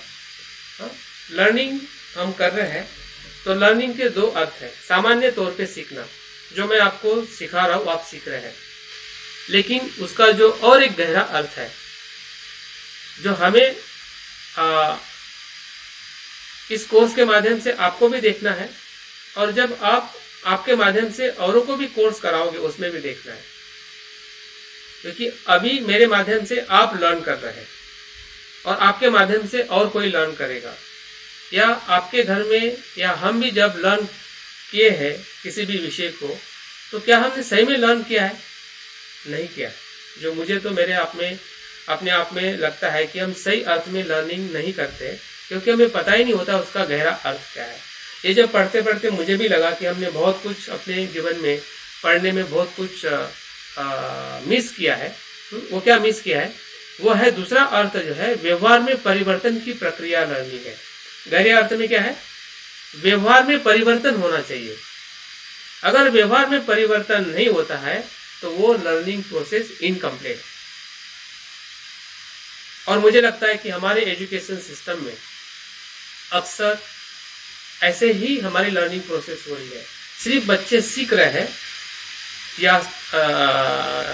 या शिक्षक सिखा रहे हैं और उसी को लर्निंग कह रहे हैं। रटना लिखना, रटना लिखना, रटना लिखना। लेकिन जो रटा है, जो लिखा है, वो जीवन के व्यवहार में परिवर्तन कर सके या परिवर्तन करके उसका अनुभव कर सके, इन बातों पे जैसे हम साइकोलॉजिकल ट्रांसफॉर्मेशन कहते हैं ना, मन का परिवर्तन, इस परिवर्तन पे बहुत कम जोर दिया जाता है या उसको बहुत कम इवैल्यूएट किया जाता है। ना हम देखते हैं ना बच्चा देखता है। हमें लगता है कि बच्चा पढ़ रहा है, लेकिन जो बच्चा विषय पढ़ रहा है, क्या उस विषय के साथ में उसमें बदलाव भी हो रहा है क्या? इसको हम वेरीफाइड नहीं करते हैं। हाँ? और अगर हम सही जो लोग बदलते हैं अपने जीवन में शिक्षा से, क्योंकि उस विषय के साथ में उनका व्यवहार भी बदल जाता है, उनका मन भी बदल जाता है। बाबा साहब के जीवन में आप देखिए कि बाबा साहब जितना पढ़ते पढ़ते गए, अगर हम भारत की शिक्षा की बात करें या जब वो अमेरिका में जाके पढ़े, तो वहाँ पे जैसे जैसे पढ़े वैसे वैसे उनका मन बदलते गया, वैसे वैसे वो अपने व्यवहार में बदलते गए। और शिक्षा को पूरी तरह से उन्होंने समझ लिया कि शिक्षा क्या बदलाव ला सकती है, क्योंकि वो खुद बदल गए। उनका पूरा मन बदल गया, जिसमें डर था, जिसमें एक क्या कहते हैं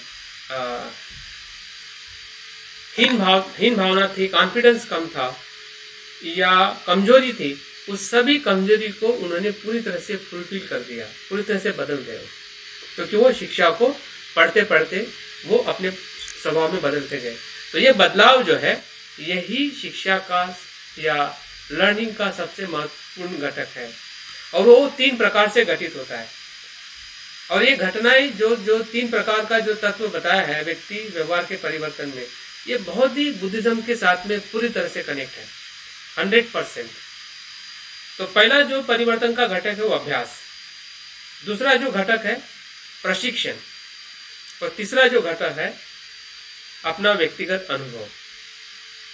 अगर इन 3 तत्वों को अगर हम देखते हैं कि श्रुत में प्रज्ञा मतलब अभ्यास, प्रशिक्षण का मतलब है चिंतन में प्रज्ञा, और अनुभव का मतलब है भावना में प्रज्ञा। जो मुझे समझ में आता है या जो मैं समझ पाया हूँ, इन तीनों तरीके से, तीनों माध्यम से हमारे व्यवहार में जब बदलाव होता है, तो वो बदलाव कैसा होता है? एक निरंतर बदलाव होता है, वो स्थायी बदलाव होता है, वो हमेशा बना रहता है। जब हम अच्छे होते तो फिर बुरे नहीं होते, फिर अच्छे होते जाते। तो वो नकारात्मक भी बदलाव हो सकता है, कोई बुरी तरीके से बदलता है शिक्षा लेके, प्रशिक्षण लेके, और वो नकारात्मक व्यक्ति बन जाता है, हिंसक बन जाता है, आतंकवादी भी बन सकता है। और वही उसका अगर स्वभाव में बदलाव होता है तो वही व्यक्ति बदलते बदलते वो बोधिसत्व भी हो सकता है।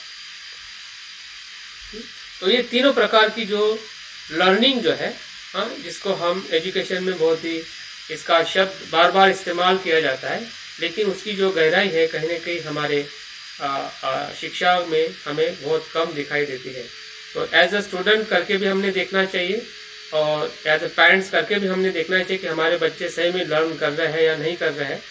हमें लगता है कि बस स्कूल में जा रहा है, पढ़ रहा है, याद कर रहा है, मतलब अभ्यास कर रहा है, लेकिन अगर उसके व्यक्ति व्यवहार में अगर बदलाव नहीं हो रहा है, तो वहाँ पे हमने सचेत होना चाहिए और उनको मदद करनी चाहिए कि भाई तुम जो पढ़ रहे हो इसका मतलब ये नहीं है, बल्कि इस प्रकार से आप आपके शिक्षा को लीजिए। भले शिक्षक बताए या ना बताए, तो शिक्षक का एक अपना आजकल सोचने का तरीका है, लेकिन अगर पेरेंट्स करके भी अगर हम अपने आप को समझ सकें तो मुझे लगता है कि बहुत ही हमारे लिए महत्वपूर्ण जानकारी हो सकती है या हमारे लिए महत्वपूर्ण कार्य हो सकता है।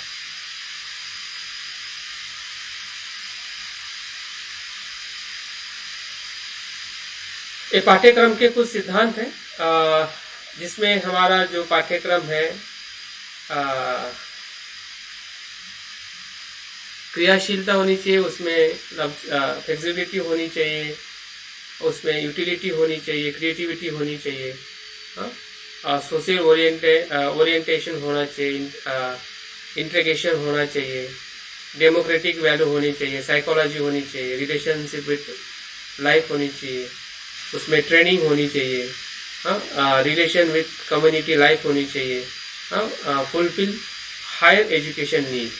इन सभी मूल्य को अगर हम देखते हैं कि अगर हम कोर्स डिज़ाइन करेंगे जिसका नाम हमारा मेडिटेशन के आधार पे होगा, तो इसमें उन तत्वों का होना रहना महत्वपूर्ण है, और हमारे कोर्स में ये तत्व हमेशा बने रहेंगे, क्योंकि हम हमेशा अपने कोर्स को लोगों के नीड के हिसाब से एक प्रॉपर डेमोक्रेटिक वैल्यू के हिसाब से सभी के लिए खुला हो, या एक साइकोलॉजिकल तत्व के आधार पे हम अपनी शिक्षा को कोर्स को डिज़ाइन करेंगे, तो निश्चित ही हमारा कोर्स इन सभी जो प्रिंसिपल करिकुलम में फॉलो किए जाते हैं शैक्षणिक गतिविधियों में, तो हमारे कोर्स में भी इसी मूल्य को हम इस्तेमाल करते हुए हम हमारे कोर्स को डिज़ाइन कर सकते हैं, ताकि हमें ऐसा ना लगे कि हम एक नए डायरेक्शन से गलत डायरेक्शन से जा रहे हैं, बल्कि जो एग्जिस्ट जो एक पाथ है, जिस पाथ को ऑलरेडी एजुकेशन में एक ऐसे मूल्यों से जो क्रिएट किया गया है या बताया गया है कि जो मूल्य पूरी तरह से बौद्ध धर्म की एक शिक्षा प्रणाली जो है, अगर हम देखते हैं कि बुद्ध के बाद से लेके अगर नालंदा या तक्षशिला या जितने भी विश्वविद्यालय रहे हैं, तो इन सभी विश्वविद्यालय में अगर हम उसका करिकुलम देखते हैं या उनका सिलेबस देखते हैं या उनके जो पाठ्यक्रम बनाने के जो सिद्धांत जो थे वो इसी ही तरीके के थे, क्योंकि जब मनुष्य का सर्वांगीण विकास की जब बात आती है, तो बौद्ध धर्म के अलावा विश्व में ऐसा कोई धर्म नहीं है कि जो पूरे वस्तु मात्रा को या संपूर्ण विकास को एक जगह पे लेके आ सकता है, और उसी की सब जगह पे ज़रूरत है, और उसी की ज़रूरत को पूरा करने के लिए एजुकेशन में हमें ऐसे मूल्यों का दिखना एक स्वाभाविक है, और हम अपने एक बौद्ध विरासत को हमने ज़रूर पुण्यानुमोदन करना चाहिए कि जिसके माध्यम से वो शिक्षाएं कहीं ना कहीं इस मूल्यों में हमें दिखाई देती है। भले इसकी बातें उस प्रकार से नहीं की जाती है या उसका इम्प्लीमेंटेशन नहीं हो पाता है, क्योंकि बहुत सारी काली ताकतें भी है या नकारात्मक या प्रतिक्रांति की भी ताकत है कि जो हमेशा सच्चाई को रोकने के लिए हमेशा अवरोध करती रहती है, प्रत्यक्ष और प्रत्यक्ष रूप में। तो उनके वजह से भी कुछ न कुछ चीज़ें जो भीतर अंदर है, जैसे कि अगर उदाहरण के तौर पे देखा जाए कि हमारा भारत का संविधान पूरे विश्व में श्रेष्ठ संविधान है। हर एक कलम, हर एक उसका एक एक पेज जो है मनुष्य के हृदय को या जीवन को सुखी करने वाला शास्त्र है या संविधान है। लेकिन जब उसको इम्प्लीमेंट करने वाले अगर लोग गलत डायरेक्शन से उसका इस्तेमाल करते हैं, तो जो शुद्ध ताकत है जो बाबा साहब के हृदय से या बुद्ध की शिक्षाओं पे आधारित जिसे हम संविधान कहते हैं, उसका भी गलत इस्तेमाल किया जा सकता है। तो बाबा साहब ने स्वयं ही कहा है, और उसके कहने की जो परिणाम है हम देख रहे हैं। तो लेकिन फिर भी जो भीतर जो अच्छा है, उस अच्छाई को हम कैसे समझें, हम अपनी क्षमता से उस तत्वों को कैसे अप्लाई करें, ताकि हम अपने जगह पर रहते हुए एक ऐसी क्रांति करें, ऐसे लोगों के बीच में जाए कि जो हम लोगों को सही तरीके से मार्गदर्शन कर सके। तो जैसे कि पहले मैंने जो बताया है वही बात यहाँ पे फिर से है। कोर्स डिज़ाइन करने के लिए हमें इन चीज़ों की ज़रूरत है कि कोर्स डिज़ाइन करना है या फिर सिलेबस डिज़ाइन करना है, जैसे कि मैंने पहले बताया, उसके जो एडिशनल रिसोर्सेस है उसको हमें संशोधन करना है। इन सभी चीज़ों की हमें कोर्स डिज़ाइन करने के लिए हमें ज़रूरत होती है। और अभी हम आते हैं डायरेक्ट लास्ट पॉइंट पे कि इस कोर्स में जो डिज़ाइन करने हैं उसके जो हमारे फॉर्मेट कह सकते हैं, फॉर्मेट क्या होगा। अभी आप आपके पेन कागज़ को शुरू करना, लिखना चालू करिए और कल तक या कल शाम तक आप एक पेज के अंदर एक छोटा सा एक कंटेंट बना के अपने प्रोग्राम को आप शेयर करिए, ताकि उसके जो कमेंट्स हैं कल मैं उसके बारे में आपको फीडबैक दूंगा। तो ये आपका प्रिंसिपल है जो आपके कोर्स को डिज़ाइन करने के लिए आपको हेल्प करेंगे। पहला जो है, डिस्क्रिप्शन के अंदर आपका टाइटल आएगा, कोर्स का टाइटल, वो आपको फाइंड करना है। जैसे कि आप विद्यार्थी के लिए कर रहे हैं तो माइंडफुलनेस कोर्स फॉर स्टूडेंट, या आप किसी कोर्स को किसी कॉमनली आप किसी को और किसी का टारगेट रख के करना चाहते हैं, तो जो भी आपका टारगेट होगा या जिसको आप बेनिफिट देना चाहते हैं आपके आसपास में, फैमिली के लिए आप करना चाहते हैं तो आप माइंडफुलनेस फॉर फैमिली मेंबर कर सकते हैं, हस्बैंड वाइफ कर सकते हैं, या जैसा जैसा भी आपके मन के अंदर या आपकी जो एक सोच है कि किस क्षेत्र में किस जगह पे आप पहला कोर्स इंट्रोड्यूस करना चाहते हैं, तो उसका टाइटल आप खुद बनाइए, टेंटेटिव डेट लिखिए, इस महीने में नहीं तो अगले महीने की कोई भी डेट लिखिए। ज़रूर नहीं कि हम उसी समय चालू करेंगे, लेकिन डिस्क्रिप्शन में लिखिए, टाइम लिखिए, कौन से टाइम पे आप वो कोर्स को डिज़ाइन करना चाहते हैं, आपका प्लेस क्या होगा, क्या ऑनलाइन में आप कर रहे हैं तो आप गूगल से आप फेमिलियर है तो गूगल मीट आप लिख सकते हैं, या अगर आपको जूम से करना है तो आपका ऑनलाइन प्लेटफॉर्म जूम लिख सकते हैं। और आपकी कुछ फीस, नॉमिनल फीस अगर आप लेना चाहते हैं या फ्री करना चाहते हैं तो आप खुद सोचिए कि आपको लगता है कि 50 रुपये लेना चाहिए तो आप 50 रुपये लिख सकते हैं, अगर नहीं लेना चाहिए तो आप फ्री भी लिख सकते हैं, क्योंकि वो आपकी चॉइस है कि आप उस कोर्स को किस प्रकार से उसको एग्जीक्यूट करना चाहते हैं। तो ये आपका पहला डिस्क्रिप्शन रहेगा, आपके टाइटल, डेट, टाइम, प्लेस और फीस के साथ में। उसके अलावा अगर आपको और कुछ लिखना है कि कौन डायरेक्टर करेगा, या डायरेक्टर आप खुद का नाम लिखिए, कोऑर्डिनेटर आपका नाम लिखिए, डायरेक्टर में मेरा नाम लिख सकते हैं, या फिर और आपके टीम मेंबर जो को आपको सपोर्ट कर रहे हैं तो उसका भी नाम आपके टीम मेंबर से आप पूछ सकते हैं कि आप मुझे होस्ट करने के लिए हेल्प करोगे, तो होस्ट के लिए आप उनकी हेल्प लेके भी आप कोर्स को इस प्रकार से लिख सकते हैं। नेक्स्ट जो आएगा, what will I do on this course, मैं इसमें क्या करना चाहता हूँ, मतलब वही कंटेंट, सिलेबस क्या होगा, या आप ऑब्जेक्ट्स क्या होंगे, आपके ऑब्जेक्ट्स को लिखना है। जैसे कि हमने पहले कोर्स में देखा था कि विद्यार्थी के एकाग्रता बढ़ाने के लिए, विद्यार्थी का आत्मविश्वास बढ़ाने के लिए, या विद्यार्थी का तनाव मुक्त अभ्यास होने के लिए, ये 3 जो ऑब्जेक्ट जो है, अगर उस कोर्स का हम एग्जाम्पल लें तो ऐसे जो भी आप कोर्स डिज़ाइन करना चाहते हैं किसी भी सब्जेक्ट को लेके, तो आप उसको 3 या 2 ऐसे ऑब्जेक्टिव्स आप लिखिए। ये आपका दूसरा पॉइंट है। तीसरा जो पॉइंट है, हु शुड ज्वाइन, कौन उसको ज्वाइन करेंगे, क्या वो ज्वाइनिंग आप सभी के लिए रख रहे हैं, जैसे कि अगर कोर्स का 10 to 12 के स्टूडेंट ही ज्वाइन करेंगे, या कपल होंगे, या सभी के लिए आप वो ओपन रखना चाहते हैं, तो आपका जो ज्वाइनिंग जो पार्टिसिपेंट जो है वो आपके खुद के कोर्स पे डिज़ाइन होगा कि आप सबको अलाउ कर रहे हैं, या स्पेसिफिक जैसे कि अगर आप टीचर हो तो आप टीचर के लिए कोर्स कर रहे हैं तो टीचर ही लिख सकते हैं, अगर आप फैमिली के लिए कर रहे हैं तो आप सभी के लिए लिख सकते हैं, अगर आपने कुछ स्पेसिफिक टारगेट डिसाइड किया है, कोई महिला के लिए भी कर सकते हैं, ओनली फॉर वुमेन, तो वुमेन के लिए हो सकता है उसमें फीमेल मेल नहीं आएंगे, क्योंकि आपने उसको फिक्स कर दिया है कि ये कोर्स सिर्फ इनके लिए है, तो वो ज्वाइनिंग के लिए आप खुद उसके बारे में देख सकते हैं कि आप किसके साथ में आपको स्टार्ट करना चाहते हैं। फिर आपके लर्निंग के आउटकम्स क्या होंगे, है ना। ये कोर्स में जो आपने ऑब्जेक्टिव्स ऊपर रखे हैं उसी बेस में आपके आउटकम्स लिख सकते हैं कि विद्यार्थी जब कंसंट्रेट होता है, हाँ, तो वो कंसंट्रेशन से उसको ये लाभ होगा, ये उसका आउटकम होगा। उसका कंसंट्रेशन बढ़ेगा, हाँ, उसका कॉन्फिडेंस बढ़ेगा, या उसका जो अभ्यास जो है तनाव मुक्त होगा, उसके आउटकम्स है।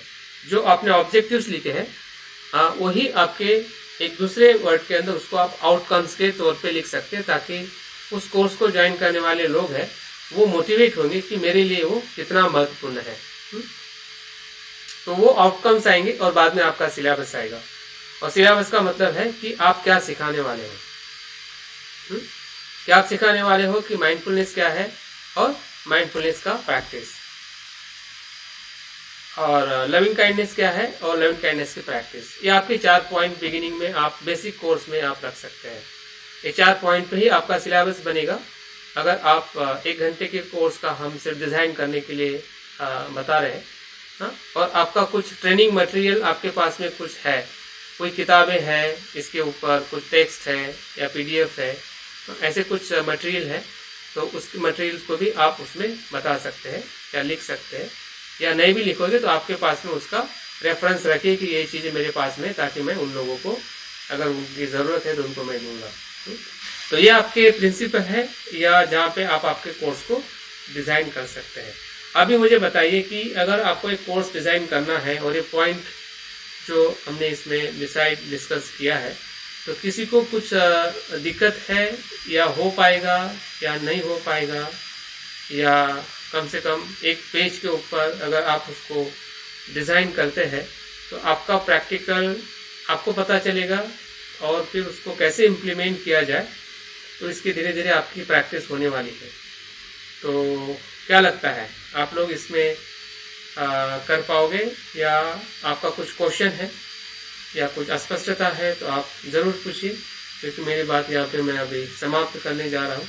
और मैं उम्मीद करता हूँ कि इस कोर्स से जो कुछ भी शिक्षा क्षेत्र की कुछ बातें हैं जो मुझे भी पूरी जानकारी में नहीं थी, लेकिन अभ्यास करते करते मुझे भी पता चला, और मुझे पता चलने से आप लोगों को भी जितना मैं बता पाया हूँ उतना मैं बताया हूँ। लेकिन आप कितने समझे हैं वो आपके समझने के आधार पे ही है।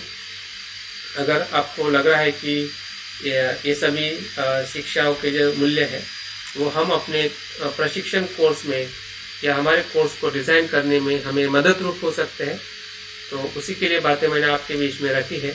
और हम एक दूसरे को मदद करके या एक दूसरे की मदद लेके ज़रूर इस कोर्स को हम डिज़ाइन करके अपने जहाँ पे हम अप्लाई करना चाहते हैं, अप्लाई करके हम इसका एक जो सिखाने का तरीका है, एक प्रकार का ब्रिज है कि जो लोग इंतज़ार कर रहे हैं उन तक पहुंचने का एक प्रकार का एक ब्रिज है, कि जिस ब्रिज को अगर हम बनाते हैं, भले वो कागज़ का ब्रिज हो या ऑनलाइन ब्रिज हो, लेकिन ब्रिज में ताकत है, क्योंकि आपके अनुभव में ताकत है, क्योंकि आप अनुभव आपका शेयर करोगे उस कोर्स के माध्यम से, तो लोग जानने के लिए समझने के लिए तैयार है, क्योंकि वो कहीं ना कहीं हमसे ज़्यादा दुखी है, ज़्यादा परेशान है, और जो कम दुखी है, कम परेशान है, उसका कर्तव्य बनता है कि वो ऐसे लोगों को मदद करे। तो यही प्रशिक्षक का सबसे बड़ा कार्य है, या माइंडफुलनेस लीडरशिप का यही कार्य है कि हम लोगों को मदद करें। तो बहुत बहुत धन्यवाद, आप लोगों ने बहुत ही अच्छी तरह से इस बात को सुना है, समझा है। तो अंतिमतः आपके कुछ प्रश्न हैं, तो प्रश्नों के साथ हम आज का क्लास हम समाप्त करेंगे।